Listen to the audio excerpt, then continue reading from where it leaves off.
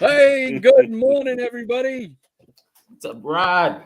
How's everybody doing this morning? Top notch. What's going on, Higgy? Awesome. Hey, hold on. Oh, there we go. There we go. I beat you to it, Rod. Now Give he's me a little alive. ring there. He's in the house. Oh, well, as everybody can see, we've got ourselves a guest in the house. We got Higgypop Comics. Welcome aboard, Higgy. Not in the peanut gallery today, baby. Yeah. I miss him already. I miss him. It hurts. It hurts. Oh, and we're gonna be showing some more books from the Bronze Age. I got a few from the Silver Age. I'm sure Shannon might have some, and maybe even Higgy has some he wants to show from them. But we're just gonna show some of our books that we love today. A lot of Silver Age today. Yeah. I'm trying to bring in some Marvel for those guys too. I know how you guys get. That's it. Because I know I'm heavy on the DC, and I think Shannon probably heavy. Yeah. Oh yeah. You know, Shannon, the last bass player on earth. I told Shannon I played the drums too. Oh, really? I'm thinking you're gonna have to be lead vocals, Rod. All right? Oh, geez. Oh, we're in trouble if we're doing that. I think we'll call it Shannon and the Beads of Perspiration. We'll go on tour. No sweat. Yeah, I thought about calling it Nick Nantucket and the Nine Nasty Nose Pickers. How's that sound? We'll call our fans the Boogers. There you go. Man. The Booger Gallery. Shannon and the All-Star Squadron. There you go. We'll make a whole new thing at the peanut gallery, right? Oh my gosh. That's right, the peanut gallery.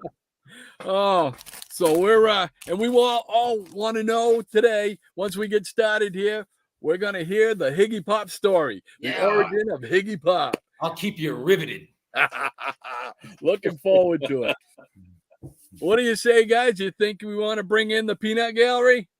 Absolutely. Let's do it. All right, let's do it. Here we go.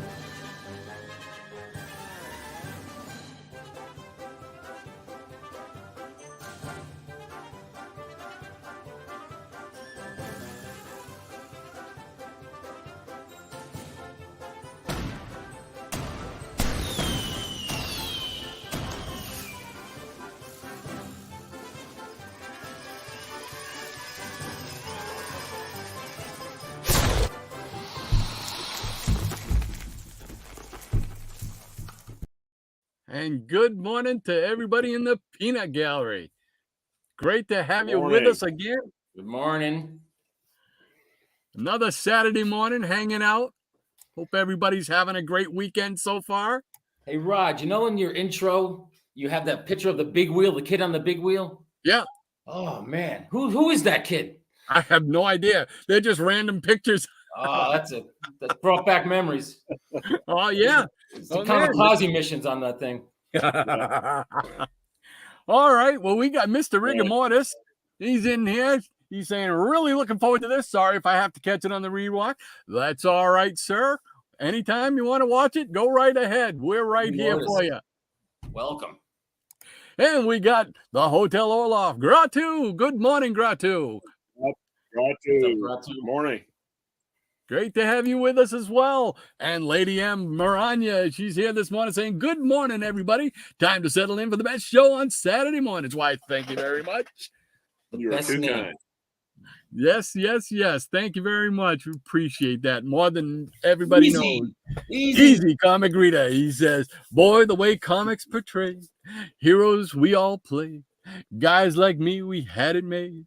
Those were the days. Yeah. Lead singer. Guys. Higgy, I think that was directly for you, sir. Courtesy of Easy Comic Reader. Yeah. Ledger Company. Great to have you with us again, Easy Comic Reader. Thank you very much. You always start the lead singer, Shannon. Rod handled that like a pro. Right. Oh, I love it. Easy Comic Reader always starts us off with a lyric. I love it. Maranya says the irony of Jean Stapleton singing as badly as she did on All in the Family is that she is a really good singer. I've heard her outside of the show, and it's amazing, like Jim Nabors and Gomer Pyle good. Oh, wow. Jim Nabors is talented. Yes, he is. Is he still alive? No, he passed. I thought so. I was going to say, yeah. Yeah. In a few years, yeah. Well, golly. Him and Burt Reynolds are hanging out. Easy Comic Reader says, I'll have to check it out, Maranya. Yes, sir. And Rob Brown is in the crowd today. Brown. How you doing, Man, Rob? Great to have you with us. We have What's been up, trying Rob? to get that guy on the show forever. A real comic artist. That's it. Nice. Can't wait. And the Professor Eric Breen is here. Get ready for 2 hours of raw power from Another Higgy Who and the fan. Stooges. Sorry, couldn't resist. Awesome. Great to have you with us as always, Eric. And the Hotel Olaf Gratu says Higgypop Comics is the new YouTube sensation. of 2023. There you go. I'll have to agree, man. All right. I just need a new phone. I need That's a new it. phone now. I'm off and running. Without a doubt, without a doubt. Dr. Von Chilla is with Doctor's the in the Peanut house. Gallery. Hey, John. Awesome. Great to have you with us, Doctor. Great to have you with us, John. Always. Really appreciate it. You know we look forward to seeing you in the Peanut Gallery. And Jackson Roykirk is here as well. Hello, folks. Comic book memories. The only reason to get up early on a non-work day. I love it. Thank you so much, Jackson. Yeah, thanks, sir. Great to have you with us. And Maranya says, good morning to Rod, Shannon, Higgypop, and all the wonderful nutty members of the Peanut Gallery. Yes, sir. We wouldn't be half what we are without you. Michael. Michael Taylor. Michael Taylor, good morning, sir. Happy Saturday. Great to have you with us as usual. Love it. And he says, good morning, Eric. And to Dr. Von Chilla. And Eric saying good morning to Michael. And Jackson Roykirk. Perez on the thumbnail. I don't know if that was a Perez picture. I took it off a comic book cover. I'm not sure. That's a good question. I'd have to look that up. And Mr. Lead Paint is here. Look at that. Great to have you with us, sir. As always. That's it. Dr. Von Chilla says, howdy, Michael. Hey, Michael says, good morning, Maranya. Good morning, Higgypop. What's up, Mike? And Jackson Roykirk says, alive peanut. Excellent. Feel like a nut. Great. Michael Taylor says, Shannon and the fossils. Uh-oh. Boy, we already started something here, didn't we? That's it. Uh-oh. We're going to get, is that copyright infringement? We don't want to get in any trouble here. Yeah, we get a YouTube strike. That's it. Michael Taylor says, great memories of the big wheel. Absolutely. Sharing Higgy's memories. Phil Eiling, great to have you with us, sir. He says, hello, all. Sir. What's up, Phil? Thank you for spending your morning with us. We appreciate it. Absolutely. Michael Taylor says, and you knew where you were then? Girls were girls and men were men. That's it. Continuing on. Captain UK, great to have you with us again, sir. Hey, Cap. Always glad to see you. Good morning, good morning, good morning. And Guido. Hey. Chris, good morning, sir. Yeah, he's probably about 15 minutes away from me here. Yeah. Oh, yeah? Yeah. Another Kentucky Awesome. guy. He can't get rid of us. Southern gentleman. And Elizabeth Flynn. That's my sister. Oh, cool. Oh, Great welcome, to have you Elizabeth. with us this morning. good deal. That is definitely you on the big wheel. I was it thinking really the is all same in the thing. family today. There you go. Awesome. That's great. Welcome. Had a lot of hills in my neighborhood. That break didn't last too long. And Ranger Sly, he's in the house. Howdy, howdy, howdy, he says. Our And, neighbor to the north. and you know what? There's something about what? Hold on a second here. Just hold on a second.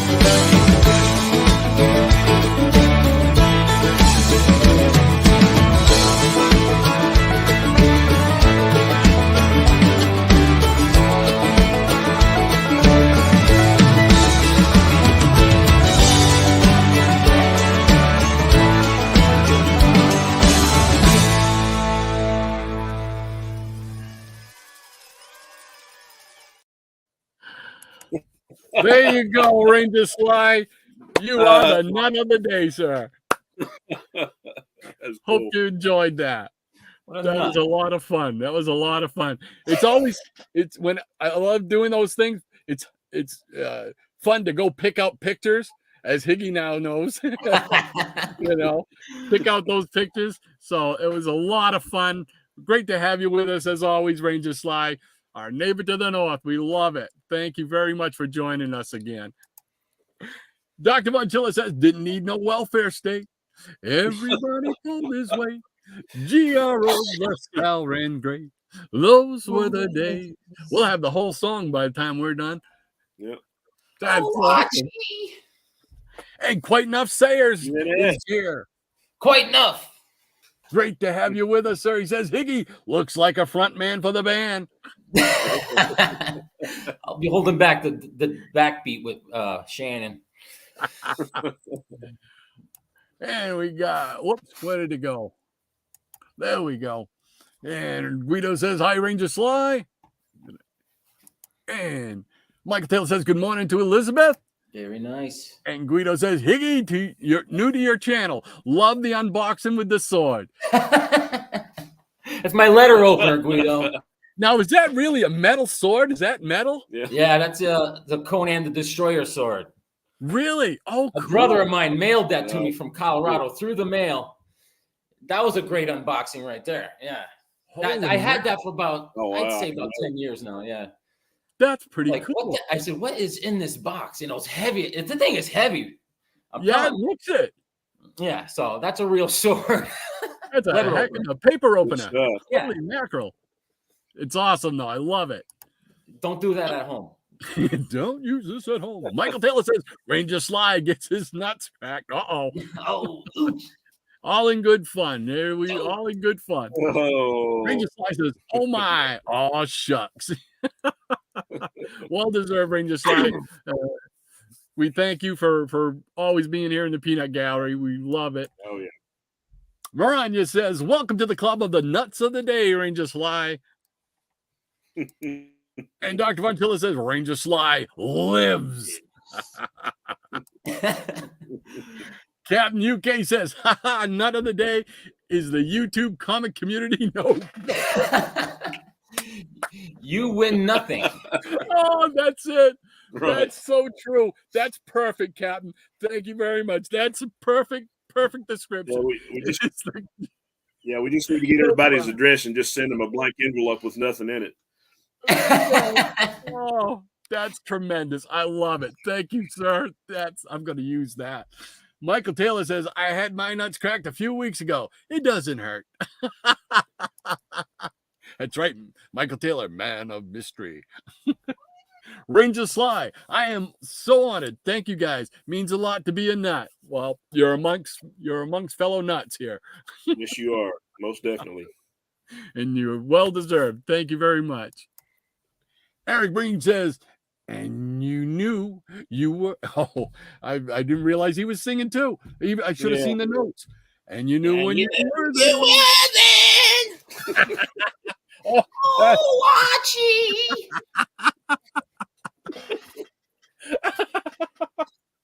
I'm glad you can do that. I couldn't do that. I'd blow my throat right out. Oh my gosh. Oh, eat it. Girls were girls and men were men. I can just do Archie, Oh, look at the meathead there. You are a meathead. Maranya says, Eric singing the Edith Bunker part. So appropriate for our singing Kazar in the readings on the Geeky Puppet Show. Great show again. If you haven't had a chance to see it, check it out. It is awesome. It's fun. I've been catching it. Thanks to you guys. It's a lot of fun. What a great show. I love it. It's a great concept too. Just to read a book, but do it with some flair. Do it with some entertainment, some fun. Ranger Sly says, thank you, Maranya. Thank you, Dr. Vonchilla. Guido says, hello, Maranya. And Maranya says, hey there, Guido. And Ranger Sly says, when do I get my go-go checks hat? As soon as I can find some. I have a go-go check shirt, but that's about all the extent. Oh, I do have a pair of go-go checks glasses too. that I use once in a while. We'll get you a go-go chicks tuxedo. Let's see here. Okay. I think, let's see. We got Maranya here. Last night we gave the GPS send up to first 2 classic X-Men issues. Oh, I didn't get a chance to watch it last night. I wound up watching. I think I was on. Me and my daughter were watching wrestling last night. She wanted to watch some wrestling, and I always watch it with her. So, but I will get on there and check that out today. The first 2 X-Men. That'll be cool. That'd be a good one. All right, I think we are caught up in the chat. So why don't we hear from the Higmeister himself? We want to know, how did you get started in this great hobby? What is the secret origin of Higgypop Comics? That's it. We want to know. I think I'll tell Shannon's story instead. No, it all started with art with me. I was just like hyper focused on art as a kid, you know? And once I saw comics, those striking images of the physique and of these superheroes, forget it. I was all over it. And we used to hang out every weekend. We go down to my grandmother's on my mother's side, and all the cousins would go there. And this one cousin he started reading comic books. And then I've heard this from a lot of people, actually. Remember when the first Conan movie came out in 1982? Yep. I don't know how I got to see that. I'm sure my mother would have saw some of those scenes in there and like had an aneurysm. But I saw that movie and I saw Arnold, and that was it. It blew my mind, right? I was like, who's this guy Arnold Schwarzenegger and who's Conan? And it just changed me. Something clicked in my head. And like I said, I was always drawing. If there was a piece of paper, I don't care if there was like a rock, I would be drawing all the time. My sister would say I was drawing all the time. It's like a nervous thing almost, you know? Oh, yeah. Even in school, I was always the kid that you need something drawn. Jimmy will draw that, or the teachers will have, the projects. Well, Jimmy will draw that. But the thing is, I didn't draw what they want. I always the teacher would be like, it's Mother's Day. Let's make something for our mothers. I'm drawing a Viking, decapitating someone. She's like, the teacher's like, holy mackerel, look at this kid. Teachers always like, all the teachers always tell my parents, I think your kid's a moron, but he's a good artist, But it's just like the first comic I ever bought, because my cousin, I said, what are these things? I said, this art is great. He goes, these are comic books. And he goes, they have comics about Conan. I said, you're kidding me. So he took me to his comic book store, and we're about like 1983 or 82. And I walk in there. It was called Bayshore Enterprises. It was in an old marina, and it's in Long Wharf, Long Island Sound in New Haven. And I walk in there, you walk in the door, right? And there's the old guy, the old guy. This guy was old when I was a kid. And he pointed this way. He said, Conan's back there. I remember I walked down to the left. There was the Conan boxes. And that's where I planted myself every time I went in there. And then I found out that they come out once a month. But this was the first one I grabbed. Of course, there's awesome. And it's not this is just another blueberry in the pie. There's nothing special about this, but this got me off and running. And then, but I was so hyper focused on the art. I noticed as a kid that if you go to the earlier issues, the art gets, for me, I could tell the art is just, it almost got better. I was like, what? And that's one thing I could tell, even watching Sunday morning cartoons, right, Rod? It's like watching those Sunday morning cartoons. If there's something, one little thing off, I picked up on. I'm like, I think there's something's different about this cartoon. I could tell, Yeah. And then my cousin, he collected X-Men. And I remember him showing me this one. Oh, yes. If you go, this came out in 71, but if you go in here, there's an ad. There's an ad in here with our boy Arnold, right? And that blew my mind too. I was like, this is the world I want to be in right here. You know, there's that's because Arnold was my inspiration. I collected all his biographies. I started speaking with an Austrian accent. I was like, no, I'm not over here. You're over there. You know, I had a lot of problems, but and I told the story on my video. Like this was the first Comic-Con I ever went to. I think they were rare back then. These Comic-Con things, right? Oh, nice. Yeah. And I had my paper route. And where I grew up, you had a paper in the morning. It was called the Journal Courier. I delivered that in the morning, and then I come home and I delivered a New Haven Register. So as a young entrepreneur, I had some scratch, you know. So then I go. My cousin and a couple of my other older cousins are going to Comic-Con. I don't even remember where. I think it was in New Haven, Connecticut, somewhere. Oh, so I have my little money, and I go, and it blew my mind. I saw this number 2, right, and I was like, I think I spent $50. Well, I can't even spend $50 on a comic today. And I bought it. I brought it home. And my dad, love him, the no nonsense character that he is. He's like, you went to Comic-Con? I said, yeah. What'd you get? I said, I got that. What'd you spend on it? I said, I spent $50 on it. He's like, I thought he tore out my spine and combed his hair with it. I said, I guess. So ever since then, I don't spend a lot of money on comics, and it shows. But like Shannon said, you know, better a low grade than no grade, right, buddy? Yeah, then, absolutely. And then all I drew was Vikings, like I said, and then I found out I saw Hawkman on the Sunday morning cartoons, and then I saw that there's wings on helmets instead of horns. I was like, this is my man. This is Conan with wings. And the first Hawkman I ever bought was this right here.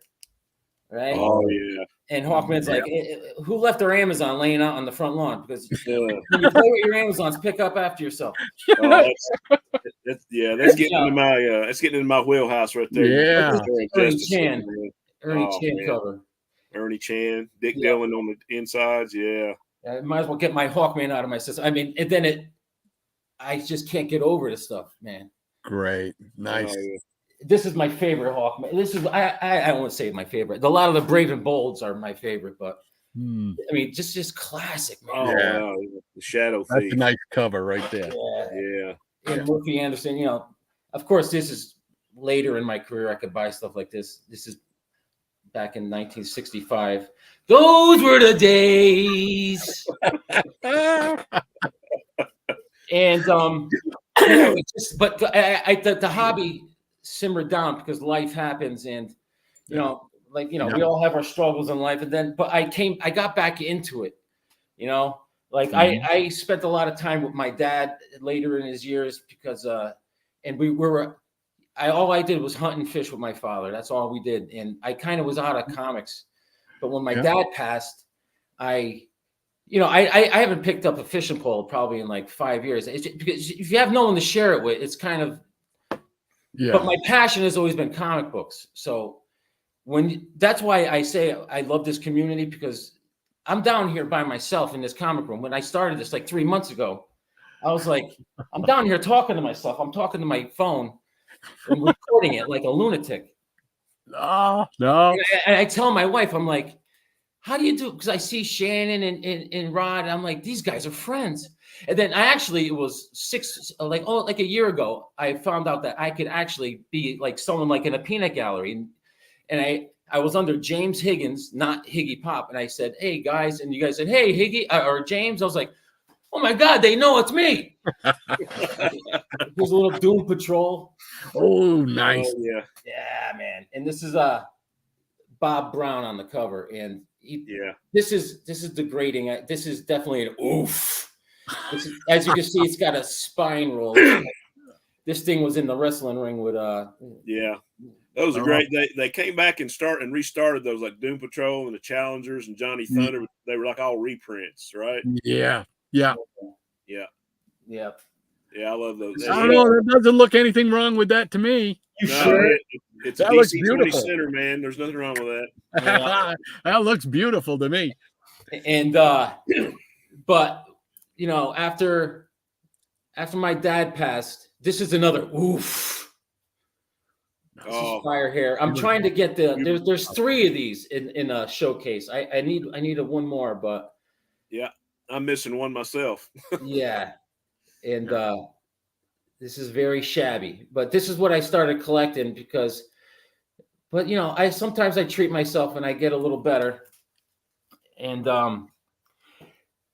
so when I started uploading some of these videos, and you know, I had a lot of problems. The things were backwards on the screen, you know, because I am a moron. And then someone like Captain Strangeliffe would chat me and say, "Hey, moron, you can do the mirror image." I'm like, "You can?" He goes, "Yeah." So I fixed that, and you know, and then things just started coming along, you know, and it just started working. And listen, the gratitude is over the moon. With all I want is someone to talk about these comics with, you know, We're there with you. I hear you, man, and it means the world to me. It's just because even if I had a flood and everything got ruined, I would go out and still get my weekly poll, and I talk about it with you guys, and I'd film. I'd start all over again. That's it. Oh, that's a nice one. Oh, there's a classic. Martian Manhunter. Yes, sir. Yeah, man. This is the cover's by Bernard Bailey. Yeah. All right. You gotta love the Marshmallow Hunter. Marshmallow Hunter. And here you go, Rod. Oh, Enemy Ace, baby. Yeah. I just love this guy right here, the skeleton guy. Yeah, me and Rod have had a lot of discussions about that character in those books. Yes, I want to show you guys something. Hold on. Where is it? Hold on. I don't know if you guys know about these 2 books. These are trades, but they came out in single copies. It's called The War That Time Forgot. Time Forgot. Yeah. Yeah. It has everyone. It has Fire Hair. It has Tomahawk. It has Enemy Ace. And they bring back, this is Palmiotti. He does like the freedom fighters nowadays and stuff in the past. And he brings them all back. And it has like the unknown soldier. It's just great. Cool. Yeah, I think I picked up a couple issues of it, but for some reason I got single issues, but the trades are out there. And if you guys don't read it, we can't be friends. That's what I'm gonna tell my mom. Skull. Oh yeah, Skull. Oh. There you go. Some Bronze Age mob. Little Black Lightning. There we go.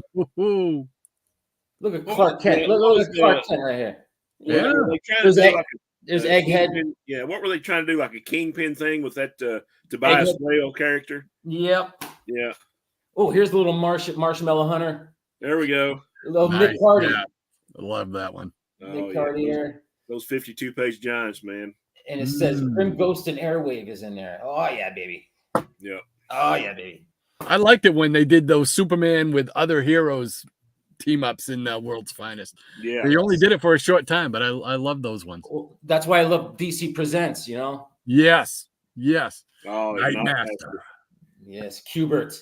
Yeah. And this is issue number 82. I need issue number 84.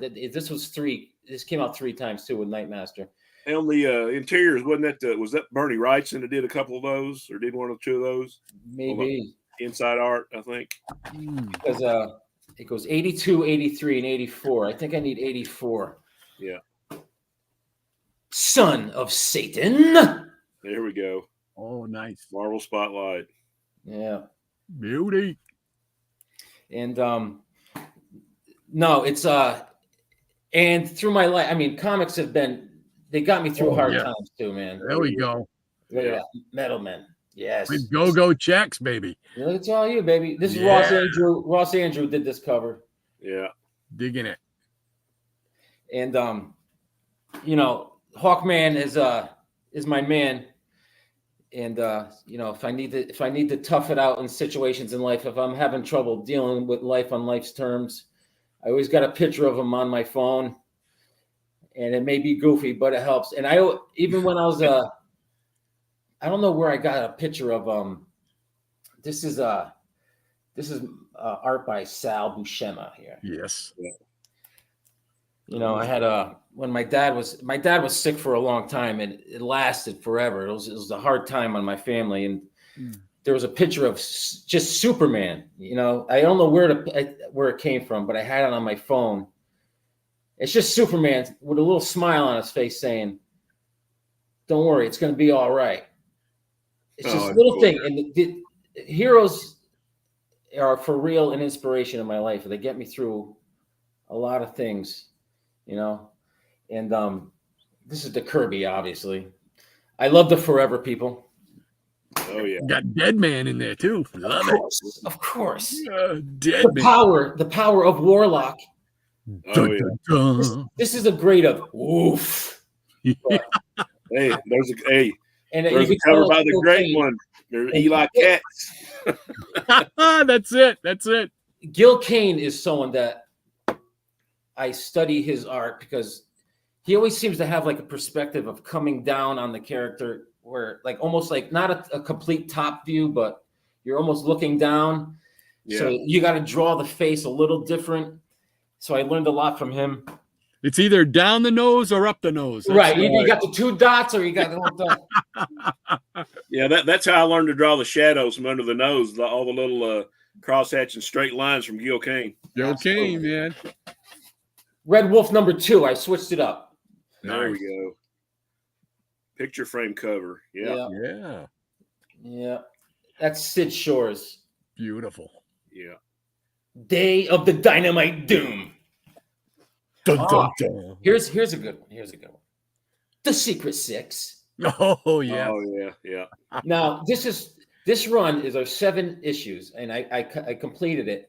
And for some reason, there's someone in Florida that has all these copies because I go down to Florida. I started doing that about 5 years ago, and I hit all the flea markets. And at one flea market, I found an issue of Secret Six. And I come back to Connecticut, and I can't find it anywhere. Anywhere. That's Jack Sparling on the cover, right? Yeah. He did most of them. Yeah. And then every year I would go down to Florida, at a different part of Florida. I go to a different flea market, and I find another issue of Secret Six. It's weird stuff. Here we go again. Bob Brown on the Challenges of the Unknown. Oh, yes. Oh, yeah. Yes. Oh, that's beautiful, man. Silver Age, baby. That's the Dreadful Dimension Man. Pulling out the good stuff now. Oh, I got to bring out the showcase again with Tommy Tomorrow. Tomorrow of the Planeteers. Yeah, I love that character. I think you mentioned him in one of your videos in the Twilight series. Yeah. Is that you? Yeah. I love that series, man. That was so good. That Twilight is a tough read, but it's worth it. Oh, I got this for Rod. I just pulled this out because we got the nice villains on there. There we go. As my Flash guy, yeah. There's Heat Wave. There's Heat Wave with his he's like, Flash, you need a light? There you go. He's like, you got to match a Flash. He's like, yeah, you're facing my butt. Yeah. We need to burn those crutches for you. I got this for Rod too. Hulk smash. Oh, that's a beauty. Gil Kane right there. It's one of the rare times you see Gil Kane on the Hulk. Yeah. Love that one. I got a couple of those. Yeah. You could just tell it's Gil Kane. You could tell. Oh, yes. Yeah, I just finished that series a couple years ago. I love Captain Marvel. Captain Marvel. And what do we got? What do we got? We'll do this one. We'll do this Ant-Man. What do you think, Rod? We'll switch it up. Looks good to me. Yeah, that was a good run. Herb Trimpe. Yeah. I think did John Romita do this cover too, or what do you think? I don't know. He might have. I know Herb Trimpe did a lot of the art. Yeah. I can't tell. Should I show a couple more while I'm at it? How about this? I know Shannon's been looking for this, and I'm not bragging. I'm just showing. I got this whole run, but I don't have any doubles. Yeah. And I just need a couple of those, man. I love that series. Yeah. And this guy, when I saw this, I was like, who the hell is this guy? You know, he's got a multi-dimensional vest, I think, right, Rod? Yeah. There you go. I I think Steve Ditko was on acid most of his life. and Plastic Man. Yeah. Oh yeah. That's Ramona Fraden. Yeah, Ernie Chan on the cover. Yeah, I love that. Ernie Chan. That's why I like. He looks like Clayface down there, but it ain't. Yeah, that's the lurker below. That's like one of my favorite covers in that series. Yeah. Yeah, and this is another one. We might as well get Plastic Man going. I like that white cover, man. Makes a pop. Yeah. And what else we got? Oh, this is here. Let me show this. This is the first appearance of Isis. Oh and yeah. Remember, she was on the show, so they brought her into the comics. Yeah. She had a TV show just like Shazam. Yep, I remember those Saturday mornings. This was her first appearance, and then she came out with her own series. Oh yeah, yeah. And that's a 7-issue series. Very cool. And yeah, how about some Black Knight? I love the Black Knight. That's just all I could find for Black Knight. That's a cool cover. This is actually Buckler and Dizaniga on the cover. I don't think I've ever seen that series. That's pretty cool. Yeah. It's the 4-parter. Very nice. And we could do my man Adam. There we go. It's from 69 with Murphy Anderson, and yeah, that one means a lot to me because I got a copy of that signed by Murphy Anderson. Nice. Yeah. Very cool. And I gotta represent my Blackhawks. Oh, nice.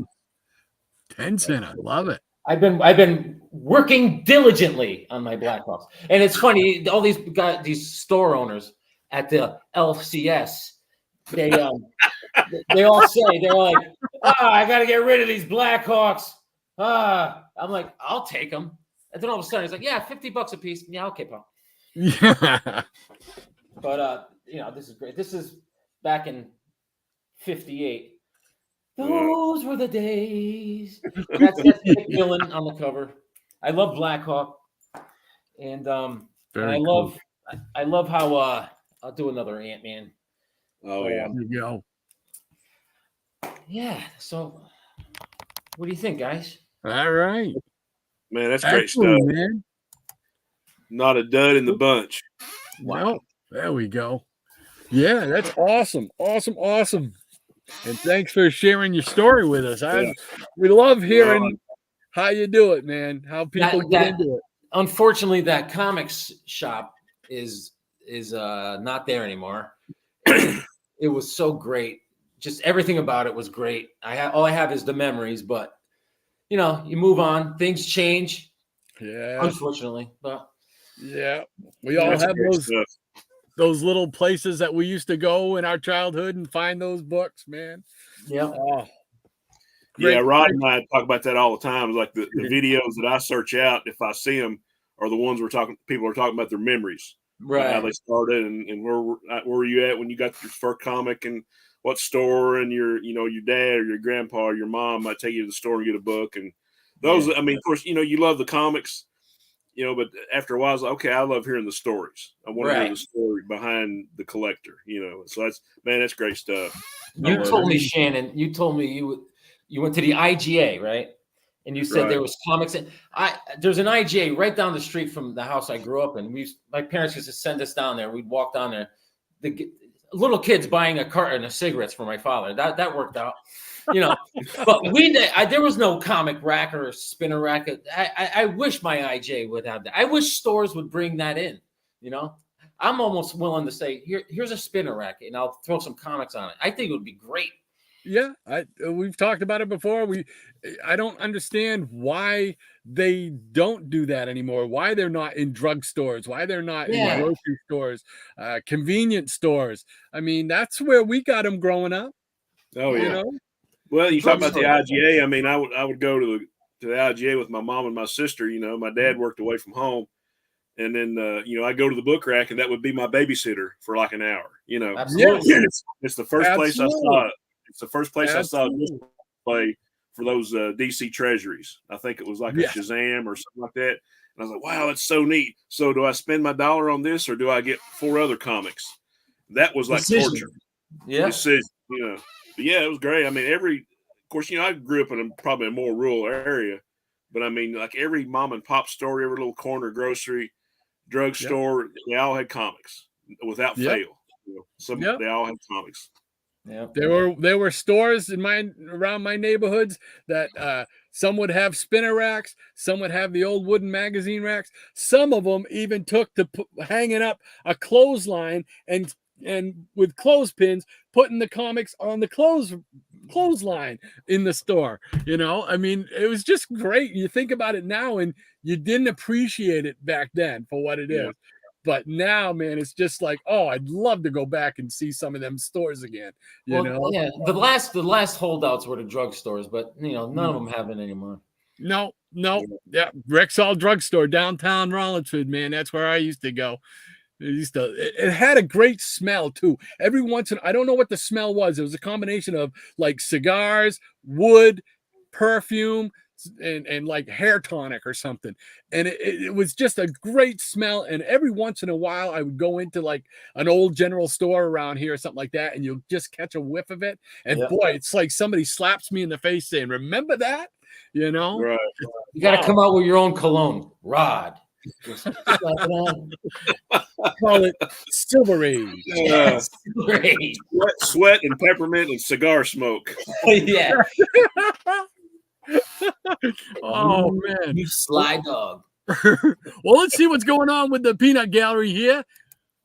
We got Jackson Roykirk saying Eric knows about drawing on rocks. Because he's that old. And Eric Breen says, I use the ones in your head. Easy, guys, easy. That's it. Hey, ring the bell. Pull out the snare drum and the hi-hat. Bump. Yeah. Round one. Ding. It's on. Michael Taylor says, yeah, Arnold was made for that role. Arnold Schwarzenegger. Oh, absolutely. And Elizabeth Flynn says, anything that he's talking about at the time he's drawing, I have some great doodles on my fridge now. That's my sis. Yeah. That's beautiful. That's beautiful, man. She's the best. Best. Cool. Mike Taylor says that cover, very cool, great sentimental value. And he also says, very good Arnold voice, by the way.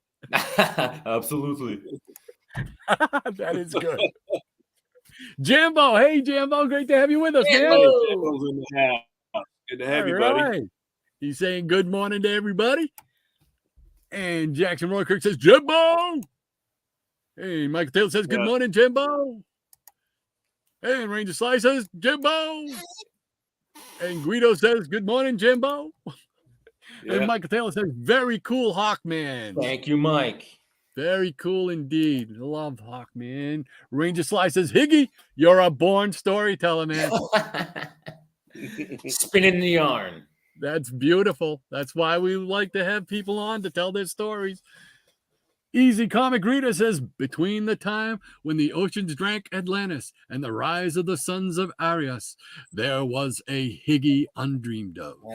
That's what I say before I go to bed. That's wonderful. Ranger Sly says, Joe Kubert's Firehair continued as a backup in Son of Hawkeye. Great series. That's right. It did. I forgot about that. Baby. I forgot about that. Maranya says, hey now, Shannon, no dissing the lover of the Oreos. John, Marshmallow Killer. Oh, yeah. Dr. Von Chiller says, with the origin of Higgy, this episode is now a major key. With the rumors of a 2029 film, I'm selling yellow label CGC 9.9 DVD copies for $4,000. Get it now while it's still affordable. CGC and DVD. Yes, sirree. That's awesome. N-O-W. Michael Taylor says that Martian Manhunter's a meathead.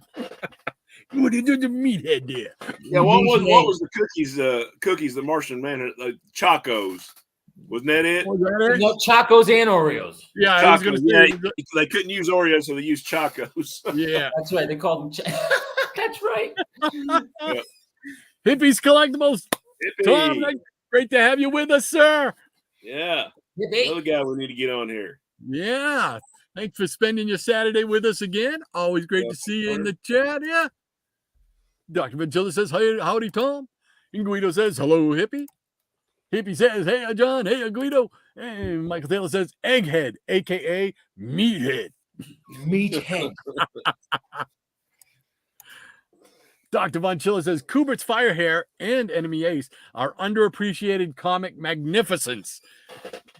Can't say it any better than that. I concur. Oh, yeah. Absolutely. Absolutely. Hey, Spinner Rack Here Studios he is is. in the house. Yeah. Great to have you with us, Dave. Thanks again for spending your Saturday with us. Yep, I got the Italian tuxedo on.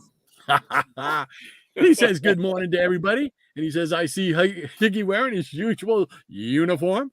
Great to see you on the show, Higgy." He says, I live in East Haven, Connecticut, and I'm surrounded by New Haven, Connecticut, West Haven, Connecticut. There's not a South Haven, but East Haven is almost 100% Italian population.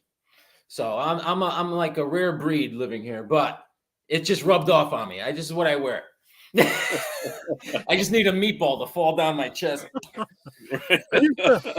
I used to drive a truck, deliver converters and stuff when I still worked at Comcast way back in the day, and used to go all the way down to New Haven to the Comcast facility down there. Yeah, I used to love doing that run because there was a great pizza joint right there, like just outside their parking lot, man. Let's not get into the fight about pizza. We don't want to start it, but it's oh, that's it. Oh, I'm the one starting the food talk today, huh? Yeah, Here we here go. it goes. Yeah, that's it. I've opened the door now. And Guido says, "Hello, Spinnerack." Dr. Monchilla says, "First in comics, best in comics." Gasp. 20-cent magnificence. 20 centers. Yeah. Yeah, John and I always agree there's nothing better in life than a 20 center, DC or Marvel. Absolutely. Gotta love it. Jackson Roy Kirk says, "There are some people who don't appreciate the great one, or so I've heard." Yeah. Well, you're not going to Mike find is not those here to people defend here. himself this morning, so, you know. We have nothing but appreciation for the great one here. Hippies Collectible says, "Up the nose, LOL, where's my hanky?" We need like a face shield looking up there. Let's see.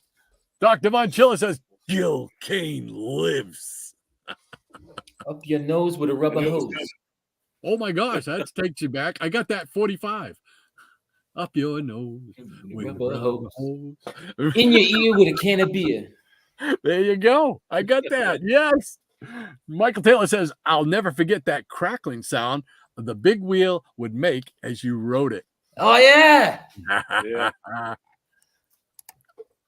Maranya says, "Keep mentioning the great one, and Micah, graphic man, will show up to sound the alarm." Uh-oh. I'm still working on my Gil Kane defense force. I'll have it ready soon, though, just in case. Ranger Sly says, "Gil Kane made me buy so many crappy books because I was baited by his cool covers, but didn't do the interior art." Yeah. Yes. Yes, sirree. We're right there with you, Ranger. Michael Taylor says, "Tommy Tomorrow has some very cool covers." Ah. Yes, sir. They did like what, 4 issues, I think, in showcase.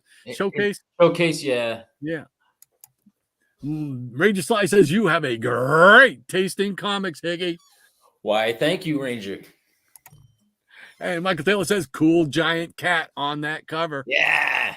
Ant-Man's in big trouble. Dr. Von Chilla says, "Indeed, Shade the Changing Man was a great little run." Yes, sir. Hard to find. Yes. Jackson Roykirk says, "Early 90s for that Black Knight issue. Roy Thomas on the story." Thank you for that, sir. Cool. Yeah. Can't go wrong with Roy Thomas. No, sir. Michael Taylor says, "Shazam, ISIS Power Hour." Yeah. Love the Shazam show growing up. That's it. Oh, yeah. Great acting. Great acting. Yeah, actually, I got to one of the cons I went to here probably, I don't know, early 2000s or so. Got to meet Jackson Bostwick. That was The the first guy Shazam. that played him. Yeah, Yeah. the first guy. I can't remember the other guy's name. It'll come to me later. Oh, they somebody did. They switched them up. Yeah. Yeah. All right. Hippies Collectible says, man, I wish I had a basement like Higgy's. Yeah, isn't that cool? We all marvel at that when you do your videos. You know, we all marvel at that stuff in the background, man. We're just like, oh, look at that. Oh, that's cool. Oh, that's neat. It's great stuff, Higgy. Yeah, before filming, I back my wife's car out of the garage, and then I start. It's a garage, but I call it the Hawk's Nest. That's what I call it. Yeah, beautiful. It's beautiful. Cool. I love it. Michael Taylor says, great books, Higgypop. Thank you, Michael. And Spinner Rack Dave says, I've been picking up Blackhawks here and there. Yeah. I'm a Blackhawk fan. Yeah, absolutely. They're out there. They just want to be picked up. That's it. Guido says, great story and great collection, Higgy. Thanks, Guido. You should live in East Haven with that name, buddy. Come on down. Jackson Roycrook says, careful with that, Spinner. They carry diseases.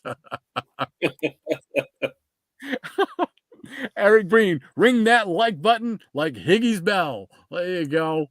Thanks, sir. Thanks, Eric. Dr. Von Chiller says, indeed, it's the stories and memories that I love most about comic book collecting.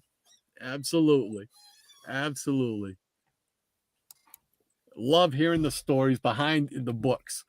Lead Paint says, you're a comic reader, Higgy, like most of us, so welcome to the club. Thank you, Ed. He's great. Michael Taylor says, the spinner rack would get a little heavy to spin when it was fully stocked. And it was our business to unstock it. Just buy them. Yes, it was. Yeah. We were glad to help. Quite enough Saya says, I like the wood magazine racks better because you could dig out that issue in the back that was pristine mint. Yeah. Yeah. And Paul S., good morning, sir. Great to have you with us. Thanks for spending Saturday with us. I like the avatar there. All-Star Comics. Yeah, I like that. Good morning, young people, he says. Bless you, sir. Yeah, bless you.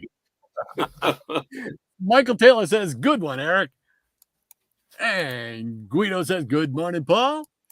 And Lady M says, Jambo needs to go on screen so we can say hello to Betty. Jambo. Yeah, Jambo's another guy I got to meet at this last con. He's probably about 40 minutes away from me. Got to meet him and Bub's Comics. Yeah. There you go. Cool. Great guys. Excellent. Yeah, be able to get we want video if you get together. We want video. Hippies Collectibles local newspaper stand was my go-to for comics, and the guy that ran it had a you touch the comic, you had to buy it rule. This ain't a library, kid. That's it. Oh man, if we had a dime for every time we heard that, right? If everybody did, oh my gosh, man. Oh, I remember the snack bar. The old man, crusty old man would be, this ain't a library. And his wife would be right behind him, and she'd just go.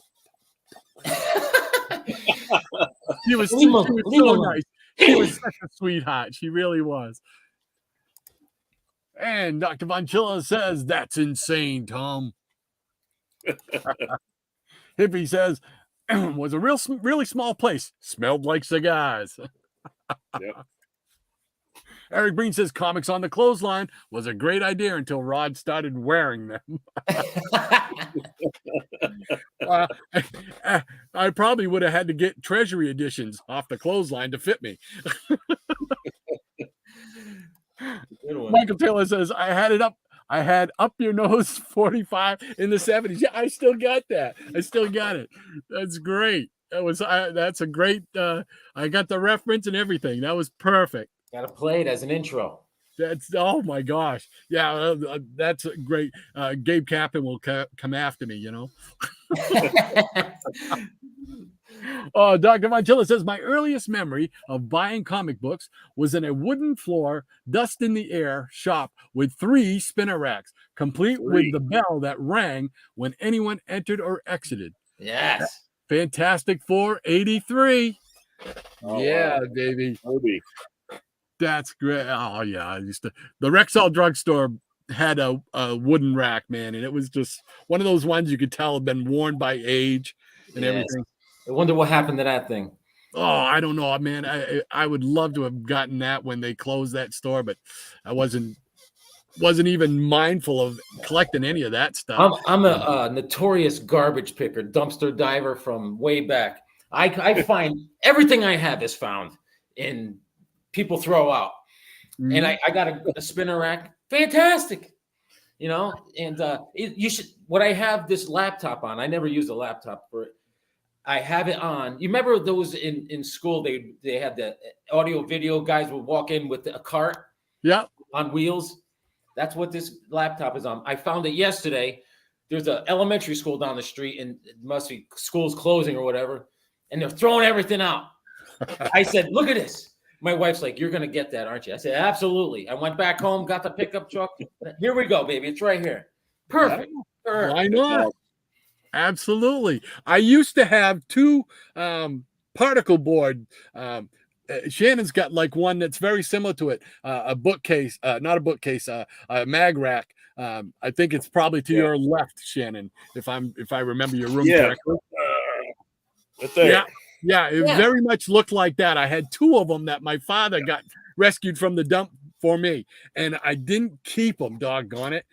When I left home, got married, we get rid of them. I got no place for them because we were living in an apartment, you know. So it's like, oh, I kick myself every day for that. Regrets, man. Regrets. That's it. We all got them. Rob Brown, speaking of food, I'm waiting on my Waffle House. Oh, I love Waffle House. Absolutely. And Lady M says, I need to make my usual Saturday morning breakfast of shrimp and cheese grits. Yeah. Look at her go. Look at her go. True story, she says. I'm running low on grits, and I'm having some delivered today to restock. You got to be ready. Out of grits. Can't be out of grits. No, that's a crime. Michael Taylor says, John Davies, I think was John the Davies, yeah. I knew somebody would know. Yeah. Awesome. Way to I come just through, didn't Michael. like him as much as I did Jackson Bostwick, man. Dr. Von Chilla says, for lunch today, I'm doing a peanut butter, chicken, and broccoli stir fry with my sweet Thai chili sauce thrown in. Well, he's getting excited today. Peanut butter, chicken, and broccoli. I would not have thought those would have gone together. That's interesting. Now, I don't eat chicken. I don't eat any meat, not because of any religious thing or anything like that. I just never liked the taste of it, so I never ate it. I'm a starch guy. Give me pizza. Give me pasta. I'm good. But, I mean, chicken and broccoli and peanut butter, it just, that's so different. You never know, man. No, I'm really curious. That's cool. Things that make you go, Things that make you go, whoa. Captain UK says, missed all of Higgy's section. There was a called out to work. Sorry, mate. I will catch that bit on the rerun. Oh, no, yeah. I'll do it all over again. Hold on. Okay. There we go. Take two. Oh, Hippies Collectibles. Shannon, he says, laugh out loud, Shannon. That's exactly what he said. This ain't a library. Absolutely, man. Go on, get. That's it. Michael Taylor says, I was lucky, never heard that in my childhood candy store. Wow, you were. I'll tell you another one I heard was, and I didn't know what it meant at the time. The guy's like, hey, are you going to buy that book or make love to it? I didn't know that was an option. Yeah, because I was like, oh. Well, you know, my thought was whenever they would say that, you know, are you going to buy that? Or this ain't a library, whatever, you know, to me, it was always like, well, I'm checking it out to make sure I want to buy it. That's what I was thinking in my head as a kid, you know? Yeah, I want to know. I mean, geez, you know, come on. Give me a break. You don't just get into a car and go, you know, and bring the car. You got to kick the tires. Absolutely. Lead Paint says going to head over to Illinois for a huge flea market. Hopefully score some comics. Have a great show, fellas, and I'll catch you on the rewind. Good luck. Good luck. I'm jealous. Yeah. I'm very Come jealous. come back with a big score. We want to hear a great story. Oh yeah. Yes. Mike Taylor says, yeah, I preferred Jackson Bostwick as well, Shannon. For Shazam. Maranya says, good luck, Lead Paint. Hope you score some great finds there. Travel safely. And Dr. Vonchilla says, yeah, my favorite go-to place to buy comics in my childhood was a place called the Plaza Shop and had the wooden racks just like Shannon has. Yeah. Great stuff, man. It's funny that that's the stuff, that you think about and remember, as well as the comics. You think about the racks that the comics came in, Yeah. Great stuff. That's Great. the kind that that's kind of I remember they had the IGA was like that. Yes. Yeah, they were like what was it? What do they call them? I just said it. It's like a particle board, board type of thing. Yeah. And I used to have a nice glass. It was a glass display case counter, like had a light in it and everything. For a while, I had comics in it and everything. Again, sold that, got rid of it because we were moving out. Oh, Guido says, "Good hunting, Lead What's that?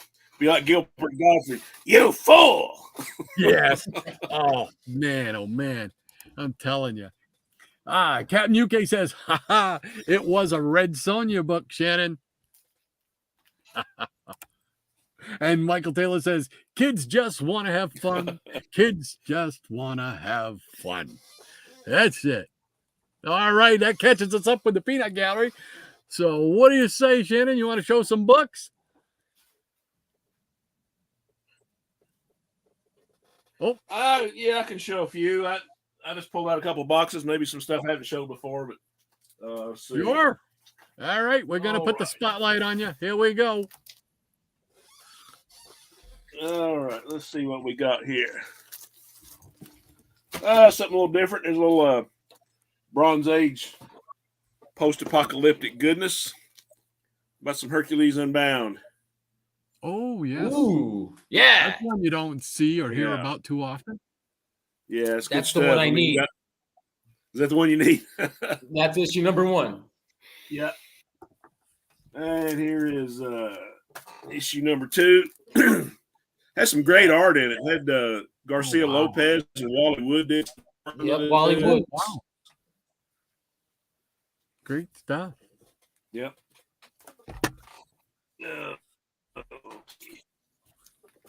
Okay, here's number 3. Ooh, yeah, baby. Looking good. That's awesome. Let's see who did the art on these.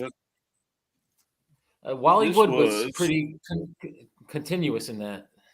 Yeah, I was right. It's Garcia Lopez on the pencils and Wally Wood on the inks. Yep. Yep. It's good That's stuff. a weird storyline too. That's like it's like it's almost like a Commandy type of world, right? He's in. Yeah. Yeah, I was might have been talking to Rod on one of those issues of Amazing World of DC Comics, that sci-fi issue number 12.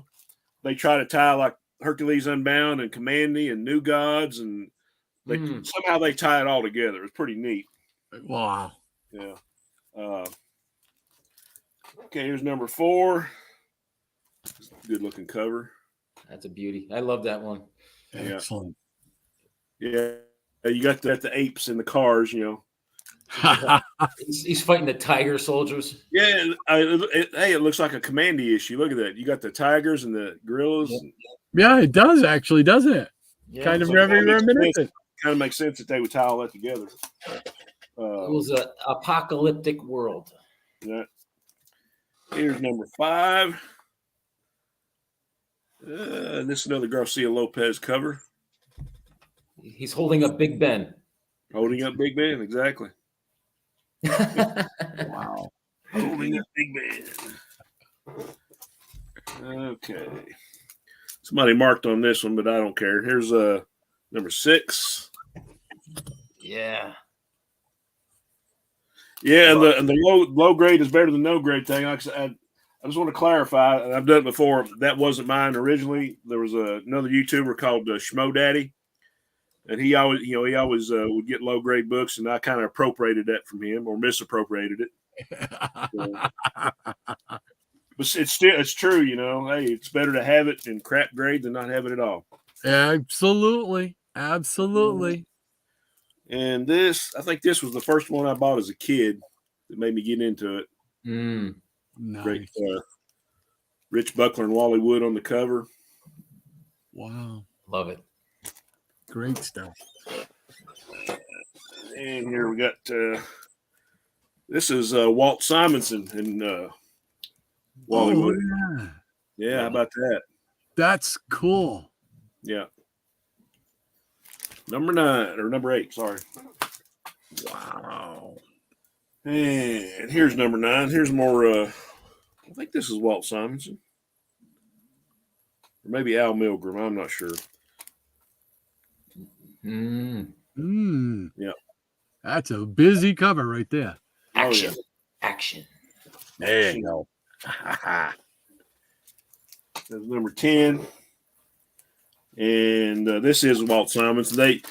The sales are I read that the sales are kind of lagging on this book. And so to try to, pick up sales, they gave him a fancier costume, and they switched artists, and had Simonson doing the art. Anything apocalyptic, / Planet of the Ape looking. I mean, I was going to be there.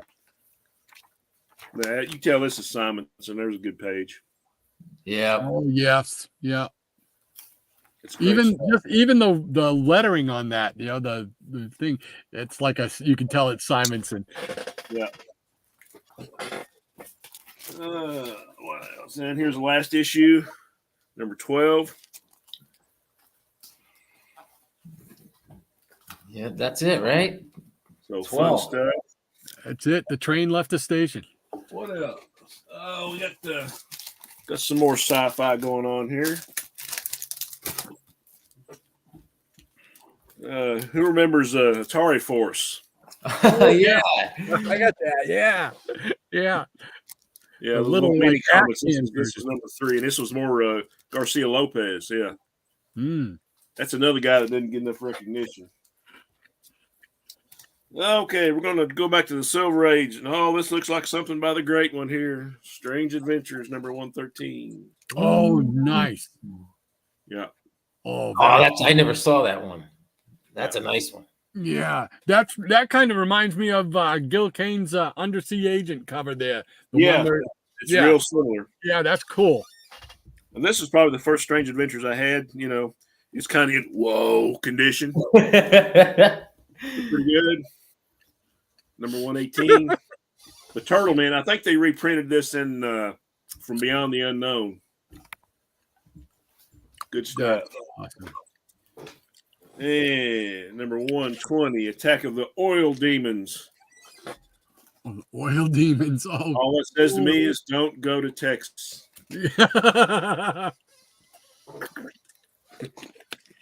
Okay, and here we have number 156, The Man with the Head of Saturn. Oh, yeah. Great stories, man. Great story. Yeah. Just goes to show you can't lose your head, man. No. And I always love these triptych covers. His 162. Yep. Yeah. Mystery of the 12 O'Clock Man. Boom. The Double Life of a Creature. Ooh. Oh, I love these old books. That's great. I always like this cover. Invader. Yes. That's cool. This was a sequel to I, Robot. Mm-hmm. Yeah. And more great stuff. The Prisoner in Cell Block 7. That's great. Yeah, I've got my eye on you. Yeah. My one big eye. Number 179, The Wheel of Beasts, and I Buried Myself Alive. Mm. Brought to you by Chacos. Spin the wheel. And number 185, some go-go checks action. Yes, sir. was that the start of the Immortal Man or something? I don't think so. It's got Star Hawkins in it. You remember that feature? Yeah. Oh Yeah. Yeah. It's a pretty good book. And here we have the first appearance of Animal Man in costume. Oh yes. Yes. There's some more Mortal Man for you. Yeah. I still need. What was the first Animal Man? Was that 180? Is that right? That sounds right, but I can't swear to it. Yeah, that's one that I really want. It's getting real pricey. Yeah, that was the first one with him in costume there, right? Yeah, that one. Here's some more go-go checks. Zomzu, the Cave Colossus. Yeah. Yeah. Zomzu. Another great name. What was Stan Lee working for DC at that time or something? Yeah, right. Right.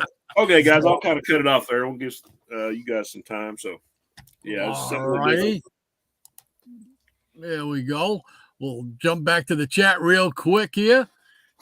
Dr. Monchilla says, I remember getting barked at a couple of times while scanning the racks, but nothing too crazy or traumatizing. Well, that's good. Because some of them could be. I know that cantankerous old guy I had. He used to. Oh, they could leave a scar. Yeah. Yeah. It's like, thank goodness, like I said, for his wife, right over his shoulder. I just wanted her to once give him like a little cuff him in the back of the head. Yeah, just a little gib slap right in the back of the head. Yeah, man. I first saw that comment, and I thought it said I got baked. I'm like, wait a minute, is this a drug story or what? Lady M says, growing up, red and white in North Carolina, had 2 spinner racks for comics and a large rack like Shannon has for the mag-sized books like Creepy, Pizzazz, Starlog, and so on. Starlog, That's back, huh? Yeah, that's great. Jackson Roy Kirk says, Starlog, good times. Yes, sir. Rob Brown says, when I was 7, my parents drove by a Golden Gallon store that had Spider-Man there signing autographs, etc. I immediately pitched a fit. Spider-Man, Dad, Spider-Man. Laugh out loud, never forget it. Pull over. But did he take you back, Rob? We want to know, did he take you back? Right. Captain UK says, Wally Wood truly had a gift. Yes. I mean, his stuff. His stuff on Thunder Agents alone is yes, wonderful. That's why I got introduced to him. Michael Taylor says, "Forget Italian Stallion, Italian Higgy." Oh,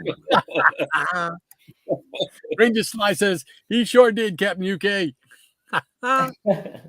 Dr. Monchilla says Hercules in London. Right. Big Ben was never the same. That's it. He took it on the road. Let's see. Easy Comic Reader says, whoever that kid with the grease pen, well, he sure got around. That's what I'm saying. Who is this guy? This kid was a Nougat. He marked up all my comics. That's it. He's a serial marker. Yeah. Comics degrader.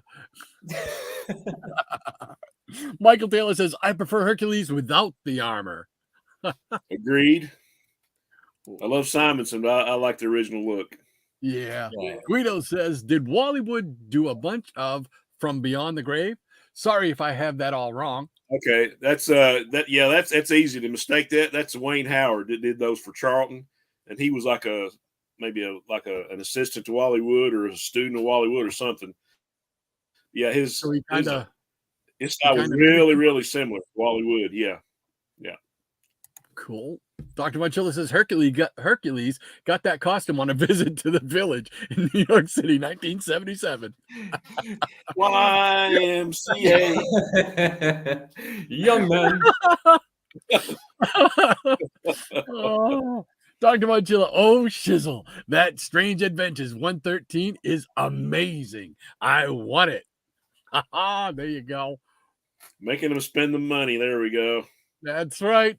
Our job here is done once again. Hippies Collectibles, John, think I saw him hanging out in Washington Square Park a few times. Laugh out loud. And Dr. Monchilla is sharing that laugh. Captain UK says, the man with the head of Saturn. Just hope they never tried to do anything with Uranus. Ah, that stinks. Oh, no, no, no. Uh, Oh, that's just foul. That's just off foul. we go. Great. Now that guy's going to be the butt of many jokes. No. Oh, I'm come on, cracked. Eddie. You got to bring out the drums. Ba-dum-bum. Yeah. Oh, Hippies Collectible Strange Adventures. What an awesome run. Absolutely. There's some great stuff in their books. Ranger Sly says Strange Adventures is one of my favorite series to read. Yeah, I'm still trying to work my way in, dig through and pick up that series. I love that series. August Aesthetic. Hey, great to have you with us. Hey, welcome. Welcome. Doc, since you are a fan of The Flash, are you going to see the premiere? I'm not probably going to go and see it right off the bat. I don't like to go on the first weekends of a big movie, open it, because I just prefer to wait a couple of weeks and then the crowd dims down and then I can go and just kind of hang out and don't have to worry about people talking or kids crying or anything like that. Yeah, I'm usually like that, but my son, he went ahead and got advance tickets, so we're going tomorrow about 12 o'clock. Yeah. Oh, that's cool though. I want a review. I want you to give me a review because I want to know if I'm going to spend my money on that. I want to know if it's good. It doesn't matter what I say. You're going to spend your money anyway. Yeah. Moving on. See how well he knows me? You kidding? Michael Taylor says, very cool, Strange Adventures, especially the Empire State Building cover. The Empire State Building is only a few blocks from me by train. Oh, Very that's cool. Right. Yeah. Cool. Wow. New York guy. Yeah. Big city. Dr. Von Chilla says, indeed, if Wally Wood had done nothing but Thunder Agents, he'd still be a great comic book legend. Absolutely. I'm right there with you. Guido says, okay, cool. Thank you, Shannon. And Snuffles McGraw. Great to have you with us again, Snuffles. Hey, Snuffles, welcome, buddy. Always putting up those great pictures on Instagram. If you get a chance to get on Instagram, look up Snuffles, man. Always putting great pictures out there. So check him out. Snuffles says, hello, everybody. Love those Strange Adventures, Shannon. Beautiful books. Dr. Von Chill says, that stinks, laugh out loud. Rob Brown says, he had to take me back, Ron. I wouldn't stop pitching a fit until he did. That's awesome. That's awesome. Got to meet Spider-Man. There we go. Yeah. What a day. Yeah, my youngest grandson got to meet him the other day at a store up here. It was a big thrill. Yeah. I mean, that's you still remember that from a kid. That's how important it was to you. That's how important. It stayed with you all your life, that memory. Exactly. Rob Brown says, I got my autograph and my 20-cent comics. There you go. It was a great day. Great memory. That's awesome. Dr. Monchilla says, Rob Brown, do you remember the costume? What kind of quality was it? I'm curious to know. Mm-hmm. Mike Taylor says, even though I don't like the actor, I'm interested in seeing the Flash movie. Yeah, I want to see it because obviously a Flash guy, and I like the multiverse, the whole idea of the multiverse. You know, hopefully they do it all right, man. I'm keeping my fingers crossed. Right. But everything that I've seen on the trailers looks cool. It does. Looks cool. Yeah. So, all right. Well, that catches us up with the Peanut Gallery. So, all right. Well, I guess we'll show a few books here. We'll see what we got. Hold on. Show us books. Show us books. Here we go. Come on now. All right. Well, we'll start off. Let's see.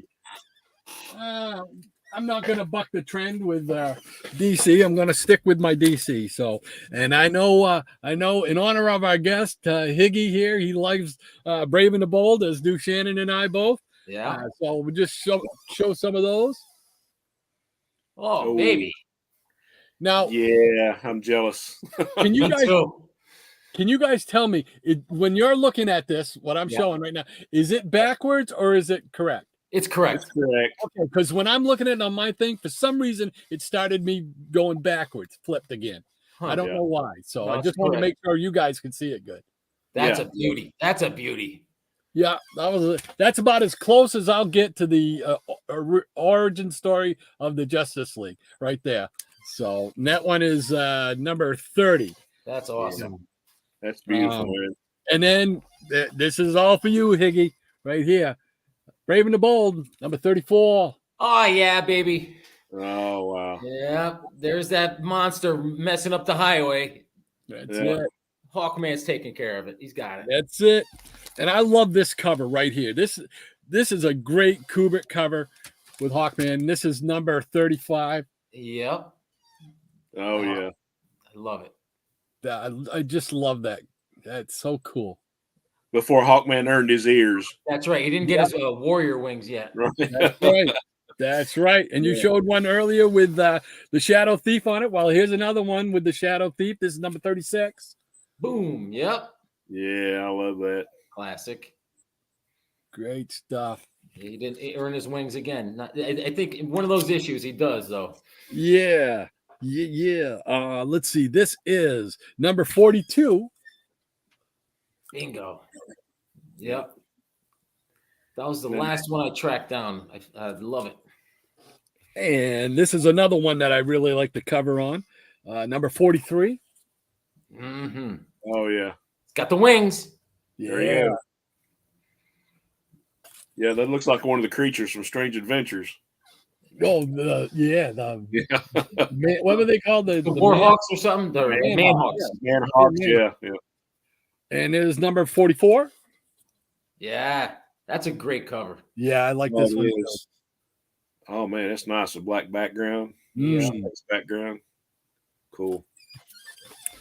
And just going to continue on with a few more of the Brave and the Bolds. Here is number 50 when they started the team ups.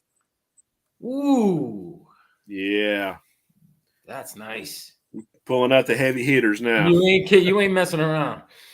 Oh, Brave and the Bold number 51 with Aquaman and Hawkman. Oh yeah, baby. There we go. And I couldn't do this without. This is one of my favorite Hawkman, probably my favorite Hawkman cover right here. He's not alone. It's a Brave and the Bold one, but I just love this cover. I remember seeing it on the rack in the Rexall drugstore, man, on the mag rack, and I had to have that book, and it is number 70, Batman and Hawkman. Yep. And they are tearing it up. They're grappling. Yes, sir. That's awesome. Look how torn up his wings are, Yeah. man. That's awesome. I mean, it's like, wow, they are really going at it. What could make them hate each other? They're both good guys. They're scrapping. Yeah. Great stuff. Trying to unmask each other. Infantino. And this is another one that is another one of my favorite Brave and the Bold covers, and it's number 72, and it's the Spectre and the Flash. Oh yeah, that's one of my favorites. I mean, this right here has got it all for me. It's got the go-go checks. It's got the Spectre and Flash, two of my favorites. I love the cover, the way it's drawn, the whole perspective, everything. Oh yeah. I'm with you, man. That's one of my favorites too. Yeah, just Phantom Flash. That's it. And let's see, we got number 73 with Aquaman and the Atom. Oh yeah. Oh yeah. Galg the Destroyer. Look at that. Looks Sounds like another Stan Lee. There you go. Looks like a sea devil. Looks like a sea devil's cover almost. Yeah, really. Yeah, Stan Lee got choked on some manicotti. He went, Galg. Donk. All right. And we'll jump over to some Marvel. There, let's see here. Yeah. We got some Fantastic Four, number 112 with my buddy the Hulk. Yeah. That's classic. That's a classic. Yeah, love that one. And it's funny because, I don't know if they planned it that way or not, but it's 112, and it's like exactly 100 issues from the first time they met the Hulk, which was issue number 12. Yeah. Which is a classic. And I'm breeding myself already. How's that? The first breeding of the day. Genius. And then we got number 113 with the Overmind. Oh yeah, I always liked that character. Now, wasn't he kind of central to some of those Squadron Supreme stories? Jeez. I think maybe, I can't remember for sure. Yeah, I think he was like part of the story, like in Defenders, where the Squadron Supreme was in there.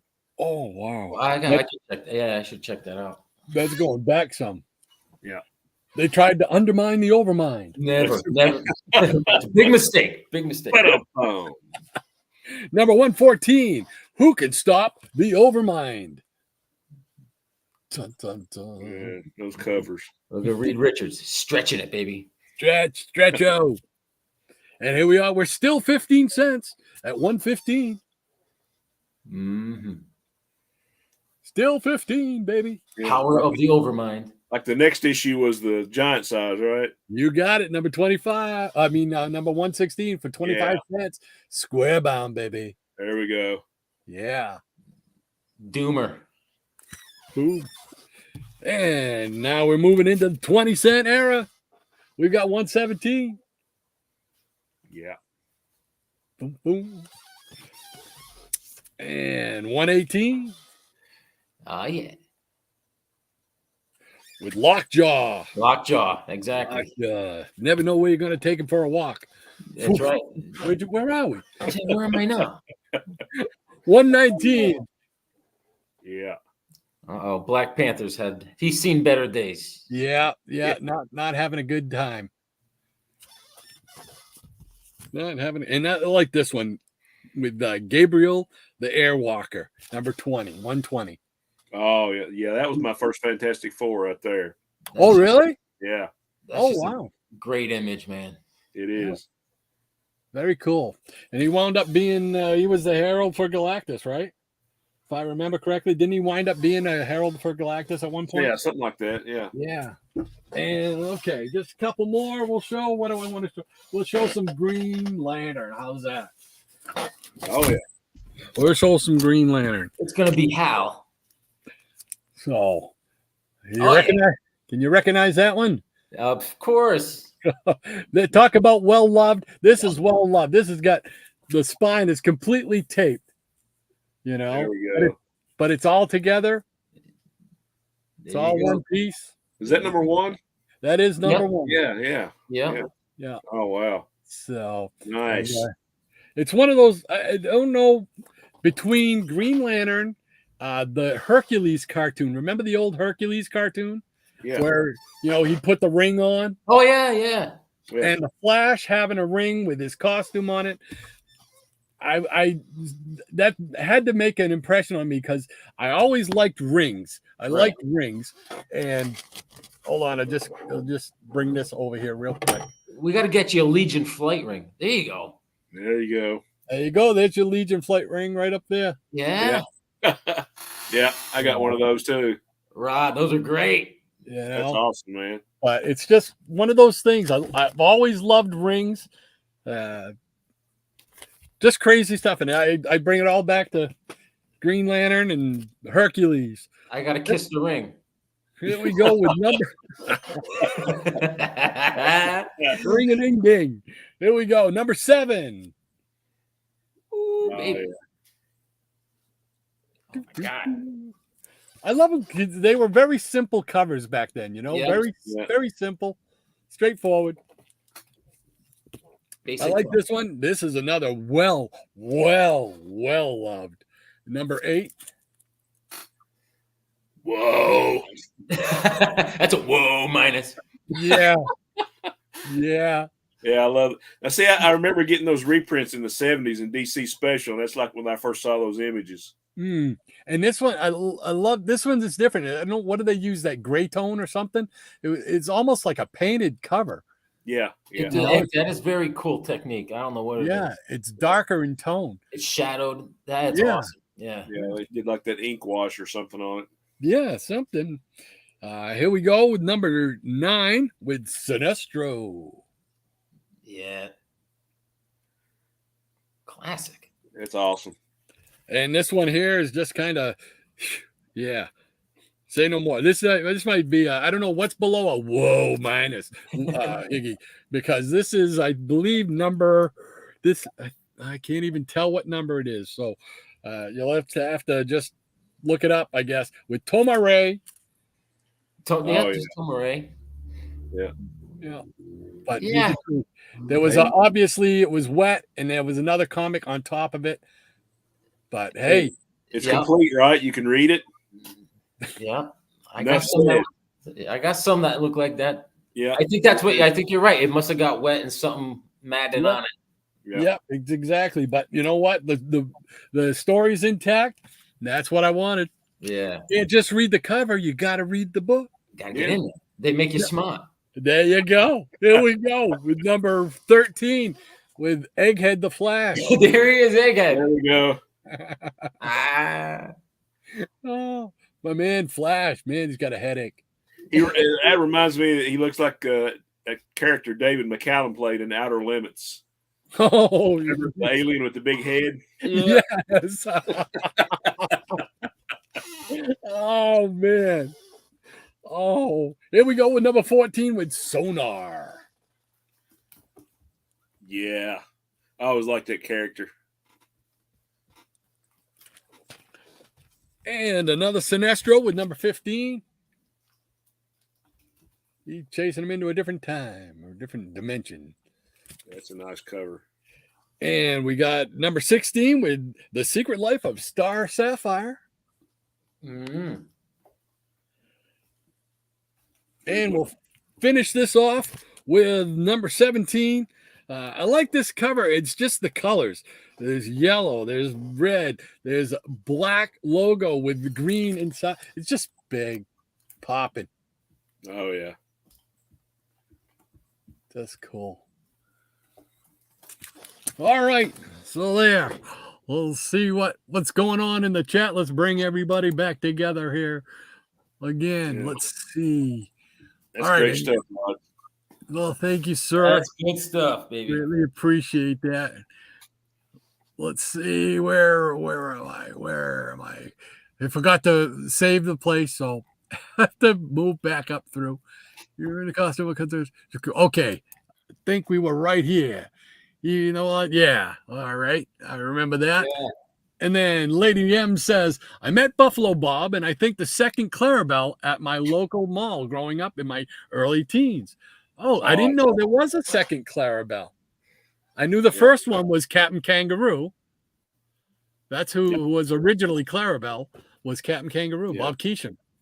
Oh, but I didn't know there was a second one.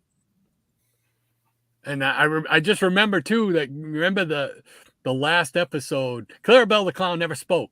And the last episode he speaks. I think he says, see ya, kids, or something like that. So it was a very, very, one of those very touching moments, poignant moments in TV. So very cool, Maranya. Back when they did the revival of the Howdy Doody on TV, Howdy Doody show on TV. That's right. They did do that. Yeah. They did do that. That's right. Now that you mention that. Buffalo Bob, an absolute legend, says Dr. Von Chilla. Doggone right. Hence the peanut gallery. That's where it come from. Is Howdy Doody. So Jackson Roykirk, it's a shame that you guys are running out of things to show. Right. Endless material. Right. Dr. Von Chilla says, yeah, Kubert's brave and the bold Hawkman. Yes, sir, Bob. Hippies Collectible says, drooling over those brave and the bold. Love them. Those are just classic stories, man. They're just great, great stories, great art. Great character. Rob Brown says, oh, the costume was crap. LOL, loose fitting, etc. That's the Spider-Man guy that he went back to see. The costume was crap, he says. He tried. Yeah, Spider-Man, he hadn't quite got the money yet for the good threads. Dr. Von Chilla says, how did Hawkman lose his ears? How did he get them back? Sounds like a 2-year crossover series for DC. We're going to reboot the universe once again and we're going to tell you the story of Hawkman. We're going to get it right. We're going to get it right this time. Yeah. That's it. Hawkman has to come back with no ears this time. Doggone it. Dr. Bunchel said, that is a great cover, Ron. It certainly was. I love them. Love them. Lame M says, must be bird flu that made Hawkman fight Batman. Oh, that's one of those covers, man, that you do not forget. I remember seeing that saying, what is going on? Why are they fighting, man? I know I had to get it immediately. Mike Taylor says, fantastic Brave and the Bold Hawkmans. Thank you, sir. Then Captain UK says that Brave and the Bold number 36, Joe Kubert did a recreation on the cover of Alter Ego. I want to say about he did. I remember that. Yeah, a little I more. like that issue.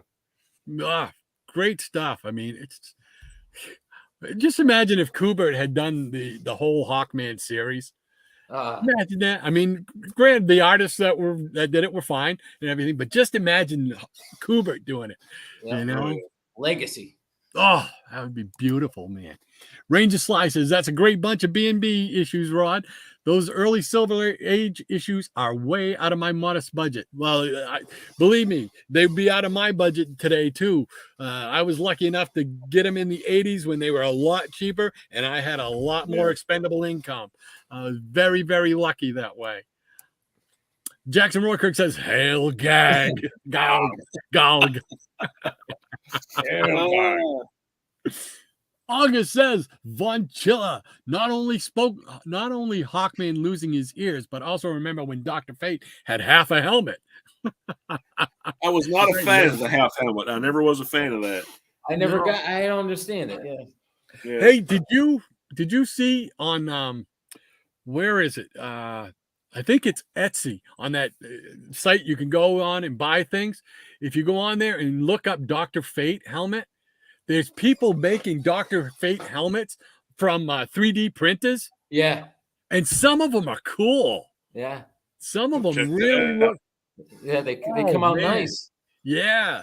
Man, I was looking at them hard the other day. I'm like, ooh, boy, I got a birthday coming up. And telling my wife, got a birthday coming up, babe. It's like, oh, they had all kinds of cool things that they made like that. There was his helmet. There was somebody else's helmet that I can't remember, but doggone. Yeah.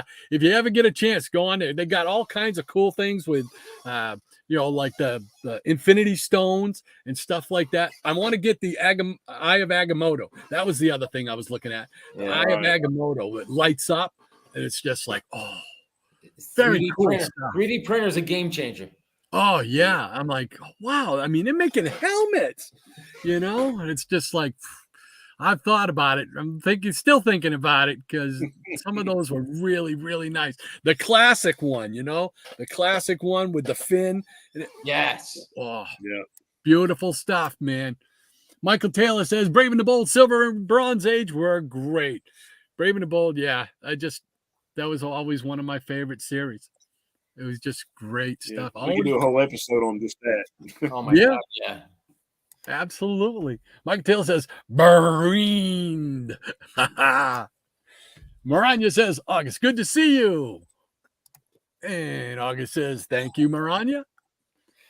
And Dr. Bonchilla says, getting into that awesome 1972 is greater than 1974 Fantastic Four run. Incredible run. Oh, yeah. August says, Maranya, I still remember when you appeared on Gratu's show.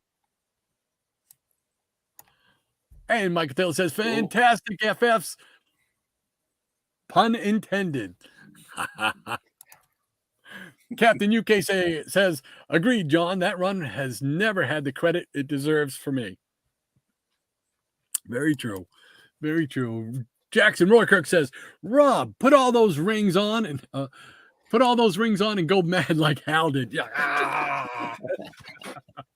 Yeah. Half of them don't fit my fat fingers. But one of the cooler ones, though, is that flash ring, though. That is cool. Yeah, I like that one. Yeah. That was when that came out. I had to grab that. I said, "Got to have me a flash ring." He fits his whole costume in that thing. That's it. That's it. Michael Taylor says, I meant pun. Stupid auto. I'm with you. I hate autocorrect, man. It happens, man. Yeah. Dr. Montilla says Hercules, hero of song and story. Hercules, winner of ancient glory. Absolutely. All-time childhood favorite. Got to go on tour. That's I'll Yeah. go on tour. They'll ask me to sing solo that nobody hears me. But Acapella.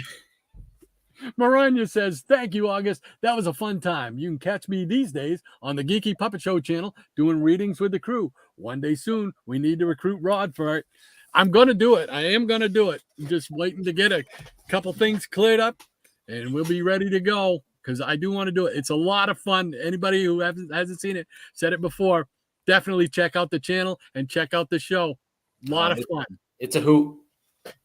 Ranger Sly says, I recognize the Phantom Skulls ring in there. The only one I have in this magnificent display. It came out as a promo for the movie, if I recall correctly. You are correct, sir. They were movie premiums. So, but it's pretty cool. It's got the little skull on there. And it's metal, too. Oh, Yeah, it's pretty cool. So, yeah, tough. But all right, Monk Taylor says, love the background colors on Green Lantern #8. Yes, sir. Dr. Monchilla says, I've long maintained that low-grade comics have a charm all their own. The wear is like battle scars. That's a good analogy right there. Yes, sir. Battle scars. I like it. Maranya says that Gray Tone Green Lantern cover. That book when they were a kid. What's that? What was that? I'm sorry, I talked over you. Oh, I didn't mean to interrupt. I just said that just shows some kid loved that book when they were young, you know. Absolutely. Absolutely. Maranya says that Gray Tone Green Lantern cover looks like they experimented with zipatone effects. Yeah, that's zipatone. That was what I was trying to remember. That's what it used to be back in the day for some color effects. Yeah. It looks cool, man. Yeah, they only used it sparingly. I know they did it on some of the war comics and stuff like that. August says, MV, Maranya, I think. I remember you are an Iron Man. Yes, it is Maranya. Yes, I remember you are an Iron Man fan, he says. Yes, she is. Most definitely, she says, yes, August. And Jared Osborne is with us again Jared today. Osborne. Great to have you with us. What's up, Jared? Good morning to you, sir. Glad you're sharing your Saturday with us. In the 1960s, DC could use gray tones on their covers, but not the insides. Neil Adams would take advantage of that when coloring his own covers. Yes. Well, I know he's done some. Yes. Very cool. Thank you for that. Michael Taylor says that Egghead Flash is a meathead.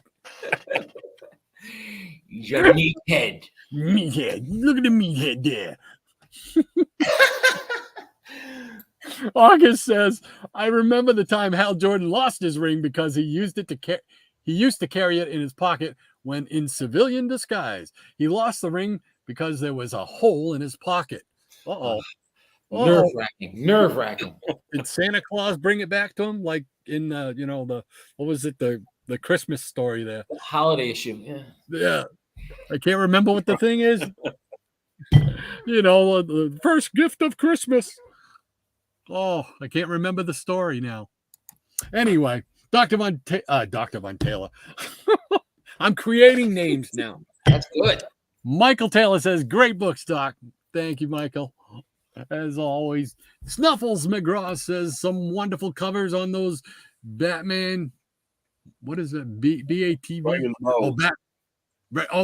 Yes. Geez. I can't even figure that one out. Holy write that one down. Yeah, I better write that one down. Holy mackerel. I'm going to text that to somebody and see if they guess what it is. Dawn breaks on Marblehead. Just amazing bunch of books, Doc. Wow. Well, thank you, Snuffles. I greatly appreciate that. Easy Comic Reader says, love them all, Doc. Pretty patina on some of those covers. I like that. Pretty patina. Yeah, there's some patina, all right. Uh-huh. Hippie's Collectible says there were 3 Clarabelles, I believe. I did not know that. Whoa. Wow, I only thought there was only one. Wow, that's cool. Dr. Von Chilla says, circa 1973, I found a very nice copy of Green Lantern number 19 at a local flea market. Paid the outrageous price of 5 cents for it. Ooh. Man, holy mackerel. Let's go. Let's jump in the Wayback Machine. Let's That's go. it. Let's go back. Oh, man. I used to love you go to a, up Route 1 in Maine. There's all kinds of flea markets, and they used to have a great big outdoor flea market. And I used to go there, and you'd find them in, wicker baskets under the table and stuff, like all kinds of just weird stuff, weird places you'd find these books. And it was just like, yes, it was like you were putting together a scavenger hunt, a cross between a scavenger hunt and a jigsaw puzzle, fun stuff. Yeah. And the vendors were like, there were afterthoughts. Oh yeah, that's under there. And you got to drag it out. Yeah. Yep. How much is it? Give me $1. All right, here you go. If you're going to twist my arm, here you go. Right. August says, speaking of big heads, uh-oh.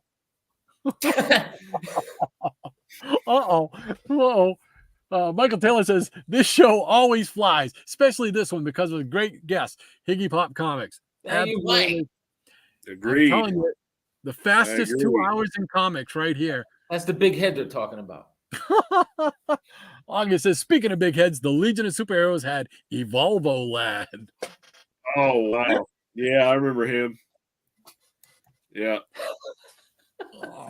Dr. Von Chilla says, imagine if Joe Kubert had done a run of Conan. The idea that makes me more excited than a man of my age should get. I'm getting fired up. That would have been interesting. Kubert on Conan. Yeah, that would have been. Imagine it would have looked similar to his Tarzan, right? Yeah. But it would have been cool, though. Yep. A lot of knives on lions attacking them or something. Yeah. Jackson Roykirk says, hopefully you'll get a Dr. Fate helmet for your birthday, Rod, if the fates allow. If the fates allow. Thank you, Jackson. Guido says, great books, Rod. Have not only been collecting that long. Seeing all these great books from everyone, list is vastly growing. Just wondering, how much can you get from a kid? Wow. Yeah, Chris now He's selling body parts. He's really fell back down the rabbit holes, man. Oh my gosh. Good idea. Let's sell some body parts. That's it. Oh man. Dr. Von Chilla says, perhaps perhaps Hawkman's ears and Dr. Fate's half helmet are part of the same saga. It's a 3-year crossover tale. Yeah. Wow. Hippies Collectibles. Damn, Rod. Now I have to check Etsy for helmets. Oh, that's right. You got your Cosmic Cube. We got a Cosmic Cube. Both him and I got a Cosmic Cube from Etsy. I didn't even turn on my Cosmic Cube out there. Let's see. Is it going to work today? Yeah, it's on. There we go. Now it's a party. There you go. You see it glowing now. Glowing in that. Look at that. My Cosmic Cube. You're going to have to sell a kidney, though, to get a helmet, I believe. The Polar Express, says Maranya. That was it. The Polar Express is what you're thinking of with the bell the kid lost. You got it, Maranya. You are correct. The first gift of Christmas. Michael Taylor says, I have a friend who lost a $700 ring. Ouch. Yeah, that would hurt. Wow. Dr. Von Chilla has some good luck finding great books at flea markets. Yes, sir. Yes, he does. Hippie, what do you say? You got another round in you? You want to show another round? Yeah, let me. I know we're closing in on noontime, but time crunch. We want to see some books. I'm gonna kiss your ring and try to schmooze up. See that? Hold on, here we go. We're gonna put you in the spotlight. What do you think of that? Oh, here we go. Beautiful, baby. Show some Dr. Polaris. Yeah, Dr. Polaris. Yeah. Another great go check. Here's a little mystery in space. Oh, nice. There's our guy, Adam. Yeah, man. Trying to get those books too. In the footprint, baby. And I wanted to show this. I never got to show this yet. She Devil. Shannon the She Devil. Yeah. Beautiful. George Tuska did that cover. Oh, yeah. And here's Tomahawk. This is the first appearance of Miss Liberty. Oh yeah, Oh, I got wow. that's on my want list. I'm gonna get one. Yeah. Oh man, it's going to what number is that? This is issue number 81. Yeah. Tomahawk 81. Okay. Yeah. Yeah. And It's she Miss appears- Liberty. I think she appears on another cover, a yellow cover, if I remember. I gotta Yeah. get that one too. And here's a little Cave Carson. This is issue number 41. Yeah, yeah. Yeah. That weird ray is causing the mole machine to disappear. That's what's happening on that cover. Yeah. I think I just got that one last year. Yeah. That's Great more stuff. Little Challenges of the Unknown again. Yeah. Early. The Thing in Challenger Mountain. Dun dun dun. Bum, bum, bum. And let's see. Brought out a little Metal Men again. Oh yes. Yeah. There we go. Oh That's yes. issue number 21 with Ross Andrew and Mike Esposito. Espo. Love Nice. it. And a little Nick Fury, Agent of S.H.I.E.L.D. Oh yeah. Yes. Some Stranko action. Yeah, nothing Stranko. wrong with that. Here's another Steranko. This is Nick Fury and his Agents of S.H.I.E.L.D. Agents of S.H.I.E.L.D. And of course, I always love the Sea Devils. This is number 30. An Beautiful. underwater gorilla. Yeah. And DC really loved their monkeys, didn't they? They did. Little Jack Adler. Who knew Kong could hold his breath that long? The Trigger Twins. Yeah. Oh yeah. Beautiful. Yeah. All-star Western, baby. That's Gil Kane. Yeah, that's one of those ones they did the reprints on in the 70s in the 20 centers. Oh, Yeah. yeah. Yeah, I think there was like one issue. And Yep. Brother Voodoo. Woohoo. Oh yeah. MTU, brother. Yeah, yeah. And one of Rod's faves, Metamorpho. Oh, yeah. There we Yeah, go. yeah. Yeah. Love it. Love it. The Element Man. Oh yeah, all right. This right here is the first appearance of Vixen. Vixen. Yeah. Yeah. Yes, sirree. All right. Yeah, that's an underrated book. Yeah. She's actually a very cool. Here we go. Here's some Peter Cannon Thunderbolt. Oh, There we go. bam. Yeah. Love it. Charlton. I Here's love another. that costume. Yeah. Oh, me too, man. Wonderful. Little sumo Yeah. wrestler action. But Pete Morisi, yeah. Yep. Pam. That's in August. That's in these are all came out in like 66. Yeah. That's a great series. Yeah. Yeah. Great series. Very cool. Oh, here we go. Here we go, Rod. I love this cover from Jonah Hex. Oh, Oh, yeah. Action packed. yeah. You got a tiger by the tail. It's plain to see. Your Little Buck Owens. little Black Goliath. Bring him out. Oh, yeah. That's Frenchie. That's a series. That's a series I want to start getting into. Yeah, I was lucky enough to complete that one last year. Yeah. Yeah, I got. That's one I want to start. I got to dig into that one. This is one I want to complete. I think I need issue number 25 where it starts off. Yeah, that's the one I need to. Yeah. That's a little pricey though. So Yes, it is. but Deathlock. This is a very good read. It is. Yes. It is. Now I love Deathlock. Yep. And the Creeper. Oh yeah. There we go. Yeah. Oh, Very interesting. Very interesting character. hitting all the hot buttons, Higgy.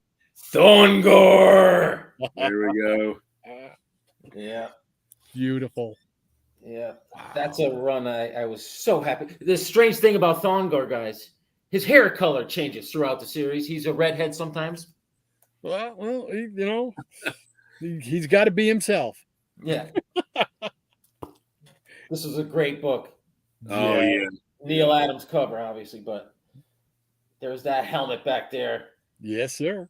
Yeah. Wow. And this was this right here. I wanted to show because it's actually a double cover. You got to take my word for it. Oh, cool. It's Nice. the only double cover I ever found. Wow. Very cool. I took that home and opened it up. I was like, what am I looking at? Yeah, it's a double cover. It's awesome. Awesome. It's self-breeding book. Yes. Oh, yeah. Yeah. That's another series I'm trying to get. Yeah. Beautiful. And it is 12 o'clock, boys. Oh, we're good. We can go for a little bit longer. Yeah. Another no Night hurry. Master. There we go. Nice. And Cheyenne Kid. Oh, yes. Oh yeah. I love that series. And how about You're a man after our own heart, Higgy. Most definitely, brother. how about this one? Whoa. Yeah. Oh yeah. Look at this corner here. Ba-boom. Very well loved. With the Psycho Pirate. That Psycho. It reminds me of my second girlfriend, Psycho Pirate. Yeah. Psycho Pirate. That reminds me of 2 or 3 girlfriends. Doc Savage. This was a great run. Oh, Yes. Yes. I love the Wolfman on that one. This is just a great cover. Yes, is. it is. Rich Buckler. Boom. And Lady Shiva. I'm trying to complete the Kung Fu Fighter. Oh yeah. I love that series. Yeah. Yes. And let me show you a little Kong. I think I need one more issue of Kong, the Untamed. Yeah, that's another cool series. Wow. And it's a good read actually. And a little more Metamorpho. Element Girl. That's right. Yeah. I don't know if that's the first appearance of Element Girl or not. Yeah, so I was getting ready to ask you. Yeah. I don't know. I think it is. I don't think she appeared anywhere else. And I love this cover here. This Frank Saint. Yeah. I just love the detail and the dark inks in it. Yeah, that's awesome. And finish off with a little Hawk and Dove. This was a great run. Oh, Yeah.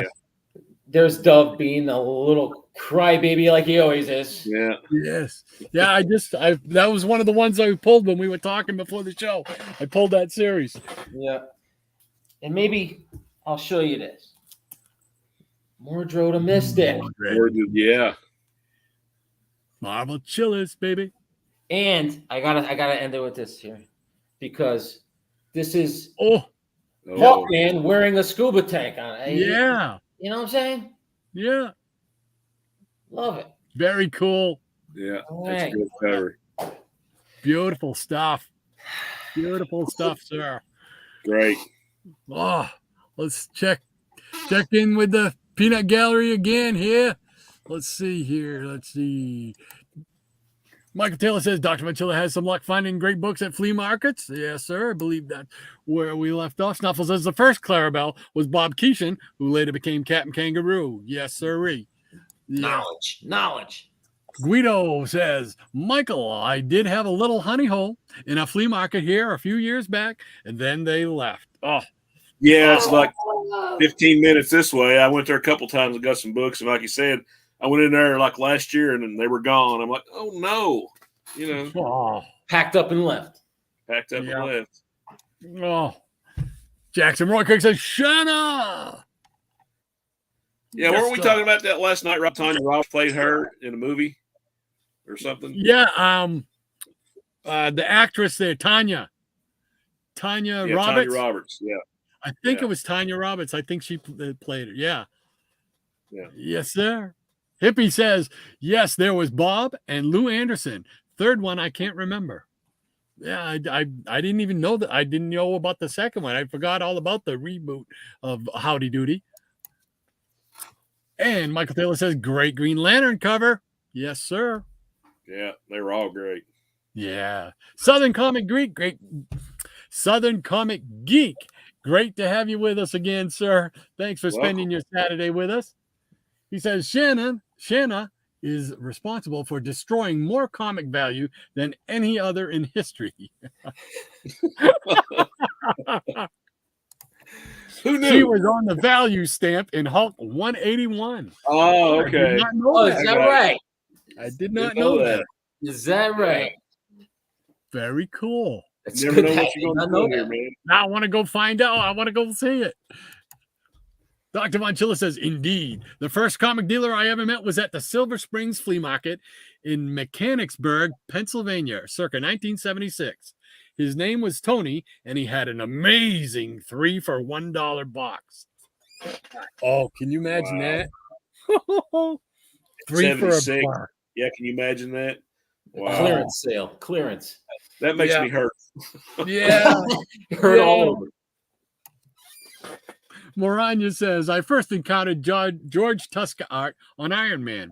Him, Gene Colan, and Bob Layton defined the red and gold armor that is the Golden Avenger standard, or the Golden Avenger standard for the character, in my humble opinion. Yep. I'd have to agree. Have to agree with you. Hippies Collectibles says, Nick Fury, agent of Sheesh. Shoosh. Dr. Manchilla says, Southern Comic Geek, Shanna and her Marvel stamp have a lot of answering to do nowadays. What are the odds? What are the odds of that? Jackson Roykirk says, yeah, if we ever had a Hulk 181, I probably would have destroyed it too. Moran, you says, Metamorpho is such an underrated character by DC. He was great in the Terrifics team book that was put out a few years ago. Yes. It was great. Yes. Even Hawkman came into that Terrifics run at the end. I've still got a few issues I'm trying to hunt down for that series too. Ranger Sly says, you've been killing it with killer comics, Higgy, but that all-star Western made my day. Trigger Twins, baby. Always happy to see Western comics get some love. Oh, yes, sirree. Dr. Michael Taylor says, Dr. Bonchilla, that's an amazing pun. That's amazing. Pun intended. Jackson Roykirk, I have a lot of MV Marvel value stamps in an old metal Band-Aid tin. Oh, wow. Oh, that's cool. I got to admit, I never cut any of them out. I never did. Well, I just never thought to do it. August says, not only Dr. Fate, but also the Black Knight, Dane Richmond, because of the spirit of Sir Percival occupying it. Very cool. Yes, Dane yes. Wigington, right? Or Richard. Dr. Von Chilla says, yep, the single issue Trigger Twins is insanely tough in high grade. I got a single near mint copy from the Koch warehouse circa 1989. Sold it years ago, and perhaps I shouldn't have. Yeah. Oh, we all have those regrets. That's it. We all got the woulda, shoulda, coulda stories. Yeah. Lady M says Bill Foster as Black Goliath. Sadly, he was a casualty in the first Civil War event at Marvel. Yeah. Oh, yeah. I forgot. He didn't make it. He didn't make it. About that. Well, yeah, that was. Yeah. It's They like took him there's out. another That was a cool missed character. opportunity. Another missed opportunity right there. Michael Taylor says a great double cover to have. That one you got a double cover of. Oh, yeah. Yeah. It's quite a surprise. Ranger Sly says Cave Carson is a personal favorite. I managed to collect all their Silver Age appearances. Wow, very cool. That is cool. Yeah. Nice. Hey, an Easy Comic Reader says, got the Buck Owens red, white, and blue guitar with S&H green stamps way back when. Buck Owens got two references today. Yeah, it's funny. That's one of the first things I learned. One of the first things I learned how to. One of the first things I learned how to play on guitar was the buckaroo. Remember that little instrumental? Yeah, my dad taught me how to play that. It's a crowd pleaser. That's it. Buck Owens is popular again. We're bringing Buck Owens back. Why not? And the Bakersville style of music. Jackson Roykirk says, nice, easy. August says, I agree with Maranya about Metamorpho. The only annoyance was his relationship with Sapphire Stag because it was too overdone. It's the old man Stag. He was the problem. Yeah, Right. I think somebody just kill him off or something. That's part of the storyline in World's Finest right now. Yep. Yeah. Dr. Von Chilla says my author act double covers were Marvel Tales number 66 and Werewolf by Night 25. Oh, very cool. Very cool. I don't think I have a double cover in my collection. Oh, they're so Very I have cool. rare, one. apparently. I have one. I think it's on a Batman annual or something. Yeah. Really? Ranger Sly says Sea Devil gray tone cover plus go-go check plus a gorilla cover. Doesn't get any better. There you go. Michael Taylor says we're in Higgy overtime. You got that right. Dr. Von Chilla says Hawk and Dove. Gil Kane lives. Look at that double cover there, Shannon.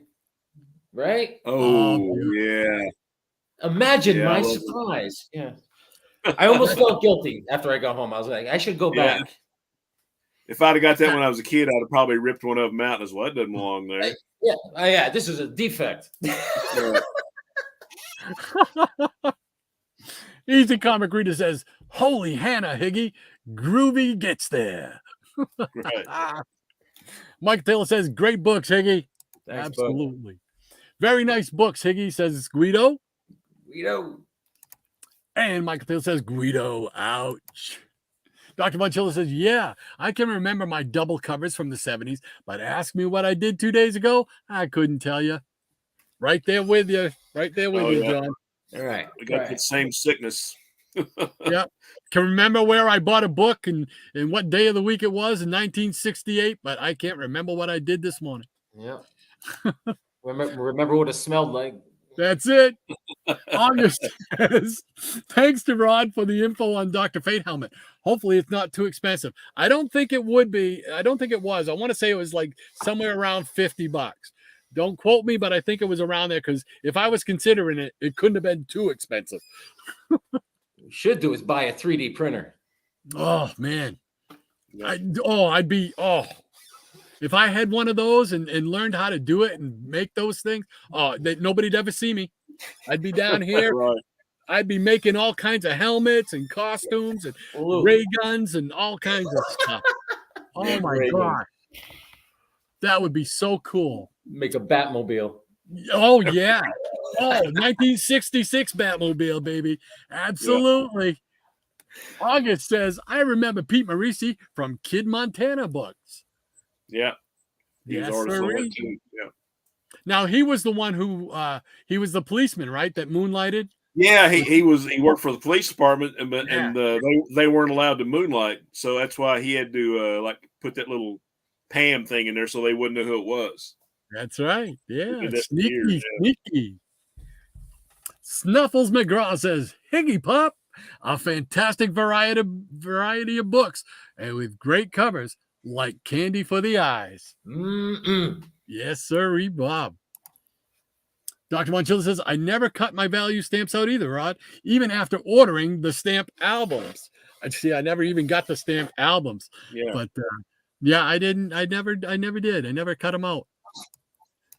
So, Michael Taylor Jackson, cool way to store the Marvel value stamps. I like it. The Band-Aid box.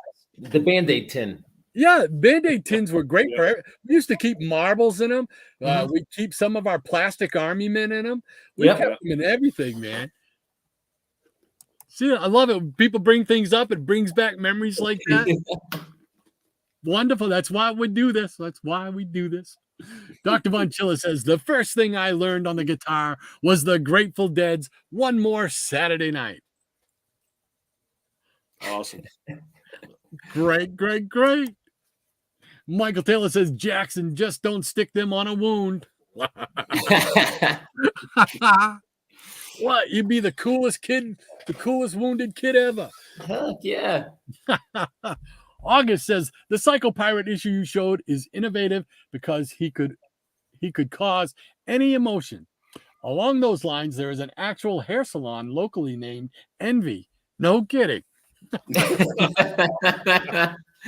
Oh man.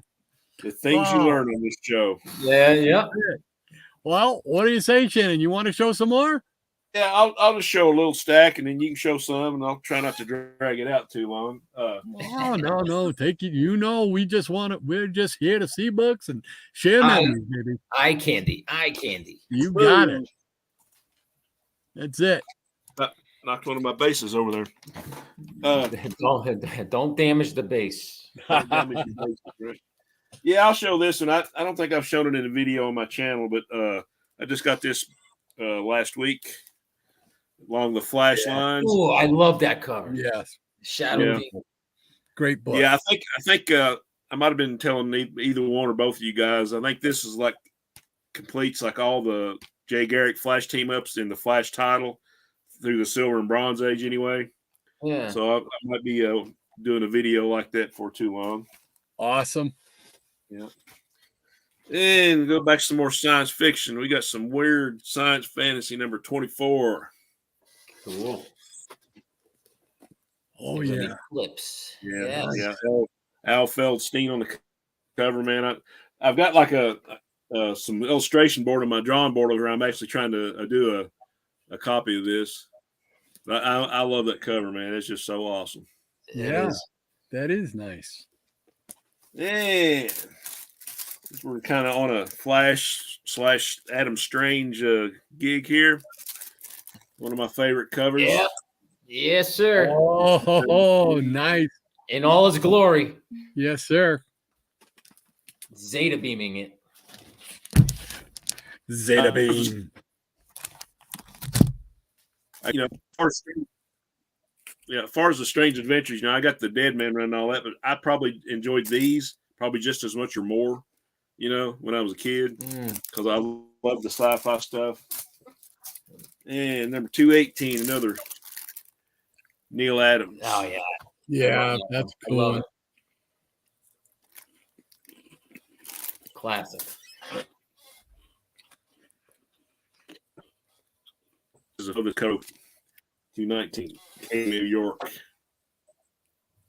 Yeah. Oh yes. Yeah, I love that one. That's how New York is now, right? I got a couple of those. Here's another Joe Kubert, Beast from the Runaway World. Oh, cool. Nice. A lot of those newer covers on that, they're just so cool. Yeah. And here's the one that's got the Murphy Anderson signature on it. Number 221. Yes. Oh, yep. There it is. is. You can see he signed it originally down here, and then when he just signed it the same up here. I never thought to ask him could say to Shannon or whatever on it. He just kind of signed his name. So real classy gentleman. I mean, he was dressed up in a suit and had the slick back hair. Looked like an old Italian mobster. He was the Don of the But yeah, that's awesome. Like Roger had to kiss the ring. Right. And here we go. Number 222, More Strange Adventures. Yes. Yeah. That's great. Wonderful stuff. And number 223 with some Atomic Knights action going on. Yeah. Another one of my favorite. Yeah, that's on my grail list. Getting first appearance of the Atomic Knights. Yeah.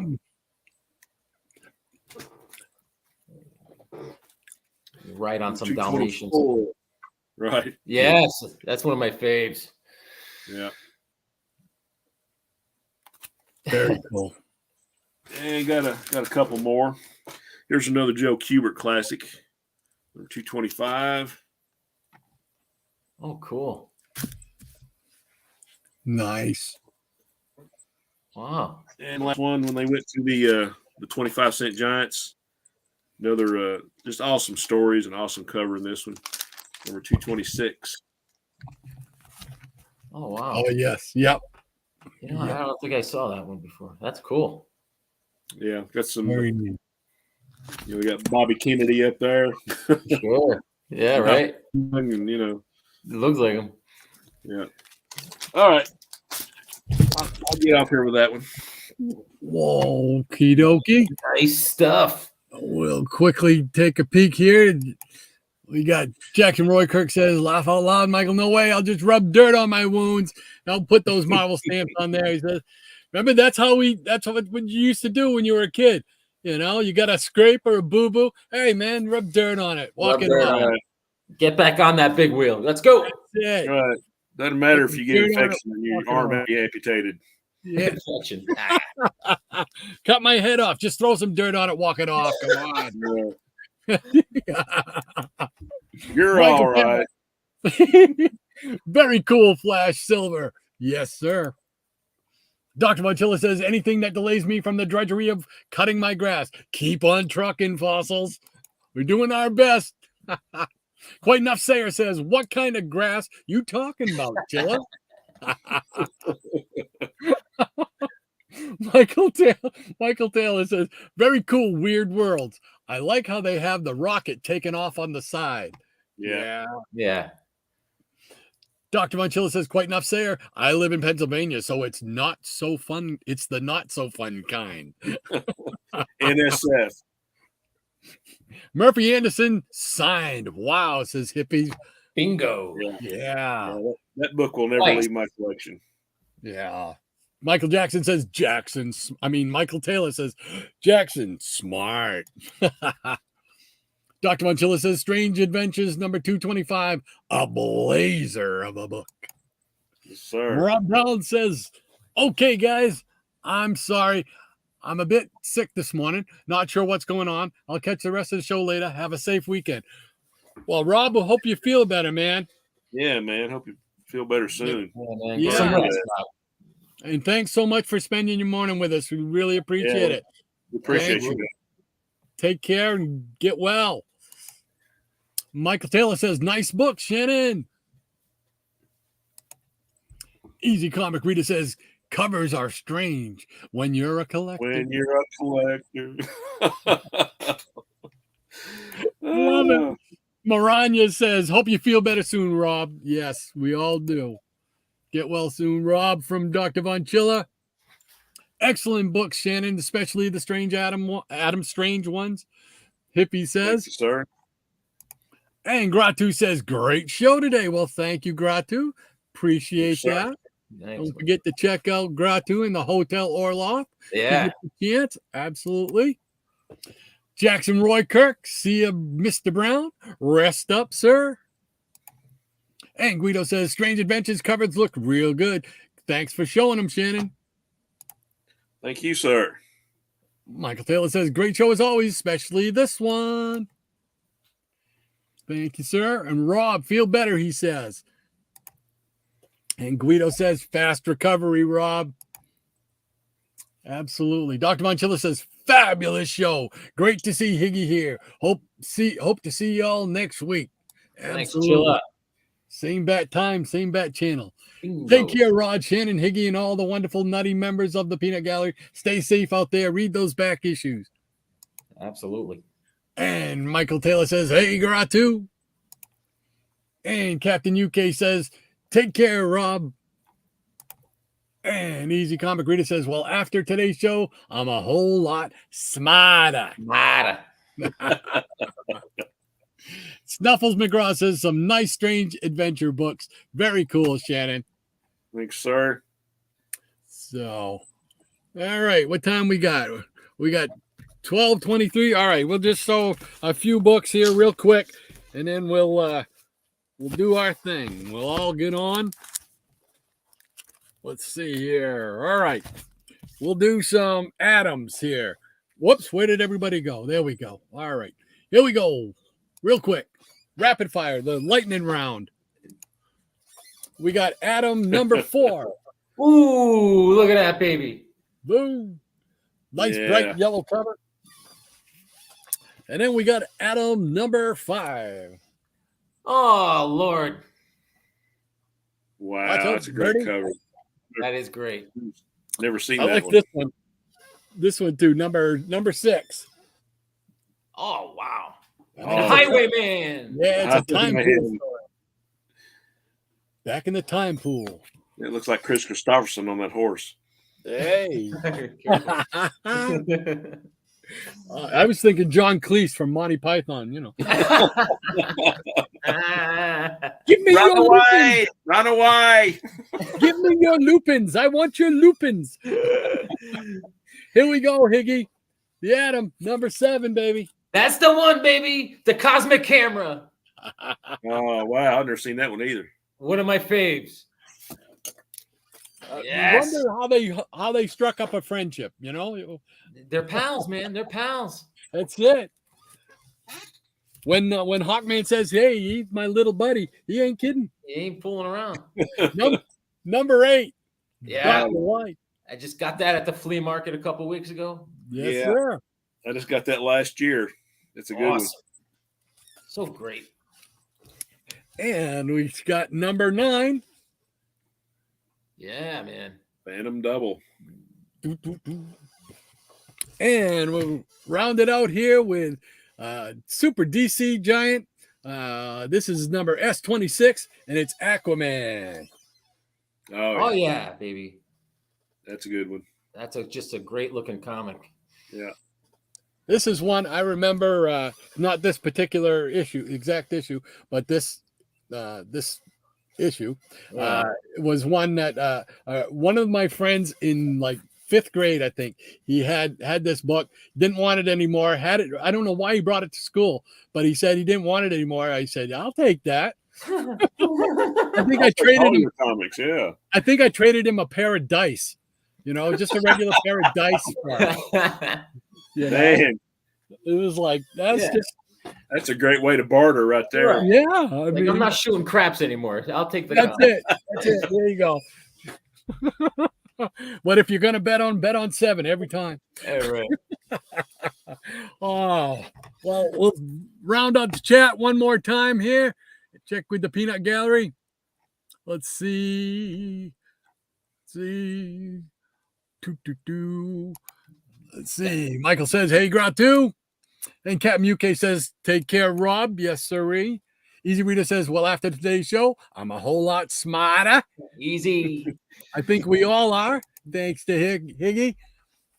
And Snuffles McGraw says, "Some nice, strange adventures. Very cool, Shannon." Dr. Von Gillis says, "Hit that thumbs up. See y'all later." Thank you, See John.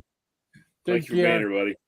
Hippies Collectibles says, "Collect what you like and love what you collect." Words to you go. live by. Absolutely. Words to live by. Captain UK, take care, John. See you later. Absolutely. Dr. Vanchilla says, "Okay, I'm staying for the lightning round." You got him.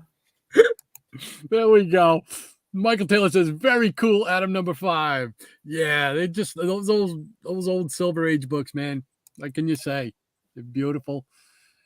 Dr. Vanchilla says, "Captain UK, stay well, mate. Always nice to hear from you." As we second that. It's always great to see Captain UK in the Peanut Gallery every week. We appreciate it. Michael Taylor says, "Eat my little buddy." Eat my little buddy, but that's not the skipper talking. Okay. Okay. Moving right along. Moving right along. Dr. Vanchilla, I don't know what it is, but the Super DC Giant Aquaman is a blazer. Oh, there's something about it. Yeah, there's something about it. Yeah, he's sitting there with his notepad right now. I'm like, oh God, I'm spending more money. Just the colors alone on that thing, is, Right. you know, Yeah. grabs you. I always like the color red anyway. I don't know what it is. That's why I probably was attracted to the Flash. Guido says, "The Aquaman cover looks fantastic. Nice books, Rod." But thank you very much, Chris. Greatly appreciate that, sir. Ranger Sly says, "Another fine overload of cool books and cool stories." Thank you all for another amazing Saturday morning. Well, thank you for joining us. Thank you, Ranger. Thanks, Ranger. Yeah, always great to have the Peanut Gallery here. And Mike Taylor says that's a great childhood comic to still have. Nice books, Doc. Yeah. Thank you, Michael. Captain UK, great show. Higgy, good show, mate. Gonna jump over to your channel and sub up. There Thank you you. go. On the other Hit side of the the bell. pond. Hit the bell. There you go. No subscriber. And what do we got here? We got Snuffle saying so many great books, Doc. Yeah, there was a lot of books everybody showed today that were awesome books, man. This has been a really good show, man, with great stuff. Great stuff. Hippies, collectibles, peace to all, he says. And Dr. Von Chilla says, peace to you too, Tom. Please love yourself. Love, peace, and hair grease. Yeah. Oh, all right. Well, Higgy, thank you so much, man. Not just for being on the show, but for the videos you do, man, because they are wonderful. Yeah. They're a blast to watch. Thanks, guys. Thanks for having me. This was fantastic. Yeah, good it's stuff. Just, and it's like, okay, we've added best thing. We've added another friend. So, continue to do what you do, man. We appreciate you. I'm going to try my best. I'm going back to work Monday. But I don't know. I just shouldn't throw a wrench in my my schedule too much. But see, I haven't got it's been a heck of a run. Yeah, I haven't got to catch up on all your videos yet. Like I said, I was like sticking them in my back pocket because I knew you were going back to work. So, okay, when he goes back to work and he don't have time, I'll still have Higgy videos to watch. Yeah, that's it. Still on the slate. Yeah, absolutely. Let's squirrel them away. That's right, man. But it's great. It's great stuff. I can't thank you guys enough, man. You guys have been great. Very welcoming. I can't do it alone. Yeah, wow, you're an easy person to welcome, man. You fit right in. Like me and Shannon talked about it. You're like, man, we could all just be hanging right out, man. Yeah. It's just a lot of fun. Oh, yeah. And man, especially those books you showed today, you are definitely a man after our own heart, brother. I saw Shannon years back. I just typed it to my phone. I says something I was interested in, the comics I read. And Shannon popped up, and I was like, this guy loves everything I love. And then the second one, Dr. Silver Age, and you were showing the Atom and Hawkman run. I was like, oh, my God. I said, these guys. Well, that's the way we were. I mean, I was like, when I first discovered YouTube comic community, I was like, wow, because I didn't think there was anybody else like me, right. in the world. Yeah, I was like, oh, my God, like say after you turned a certain age, you kind of had to collect on the sly. So I don't read comic books anymore. I'm a man. I'm an adult. Yeah, I'm playing a rock band. I don't read comic books anymore. I don't read comic books anymore, or any less. That's a good one. Yeah. Oh man. Well, thanks again to everybody in the Peanut Gallery for taking time out of your Saturday to spend with us. We really appreciate it as always. You guys are tremendous. Have a lot of fun. You guys keep us on our toes for all kinds of information, and we just love hearing your stories and sharing your memories with you. Absolutely. Oh, yeah. On our toes like a midget at a urinal. Oh, that's 2 YouTube strikes. Oh man, done without that maybe. Oh, well, all right. I think we're gonna call it a week. Great show, Higgy. Thanks again for coming on, man. Thanks for having me, guys. Greatly appreciate it, brother. Best. I'm sure it won't be the last time you're on. Believe me. Well, I'll be in the Peanut Gallery. You know that. That's it. Well, all right. So you know what? I forgot to do a channel of the week again this week. Doggone it. Slacking, man. I'm slacking. Hey, you put it. Hey, man, I just want to say before we go, the work that you put in on this and all the title cards and the intros, man, that is awesome. Appreciate all the work you put in on that. Absolutely. It looks great every week. Thanks, guys. Appreciate that. I really do. It's a labor of love, man, because it's a lot of fun to do this. It's not hard at all to get excited about Saturday mornings. Let me tell you. Yeah, I was like, okay, I need to have an operation or be retired or do something so I'll have more time to do all this. There's got to be an operation you could get. Come on. Oh yeah, Workectomy. They cut out the work. Right. there you go. I'm all about it. Go see Dr. got Summeroff. There Yeah, you go. I got Monday off anyway for Juneteenth, so you know. There you go. Take tomorrow off. All right, guys. We'll be back here again next Saturday. We'll do it all over again, show some more books, share some great memories. All righty. Adios. Anybody got anything else they want to say or add? Anything coming up or anything? No?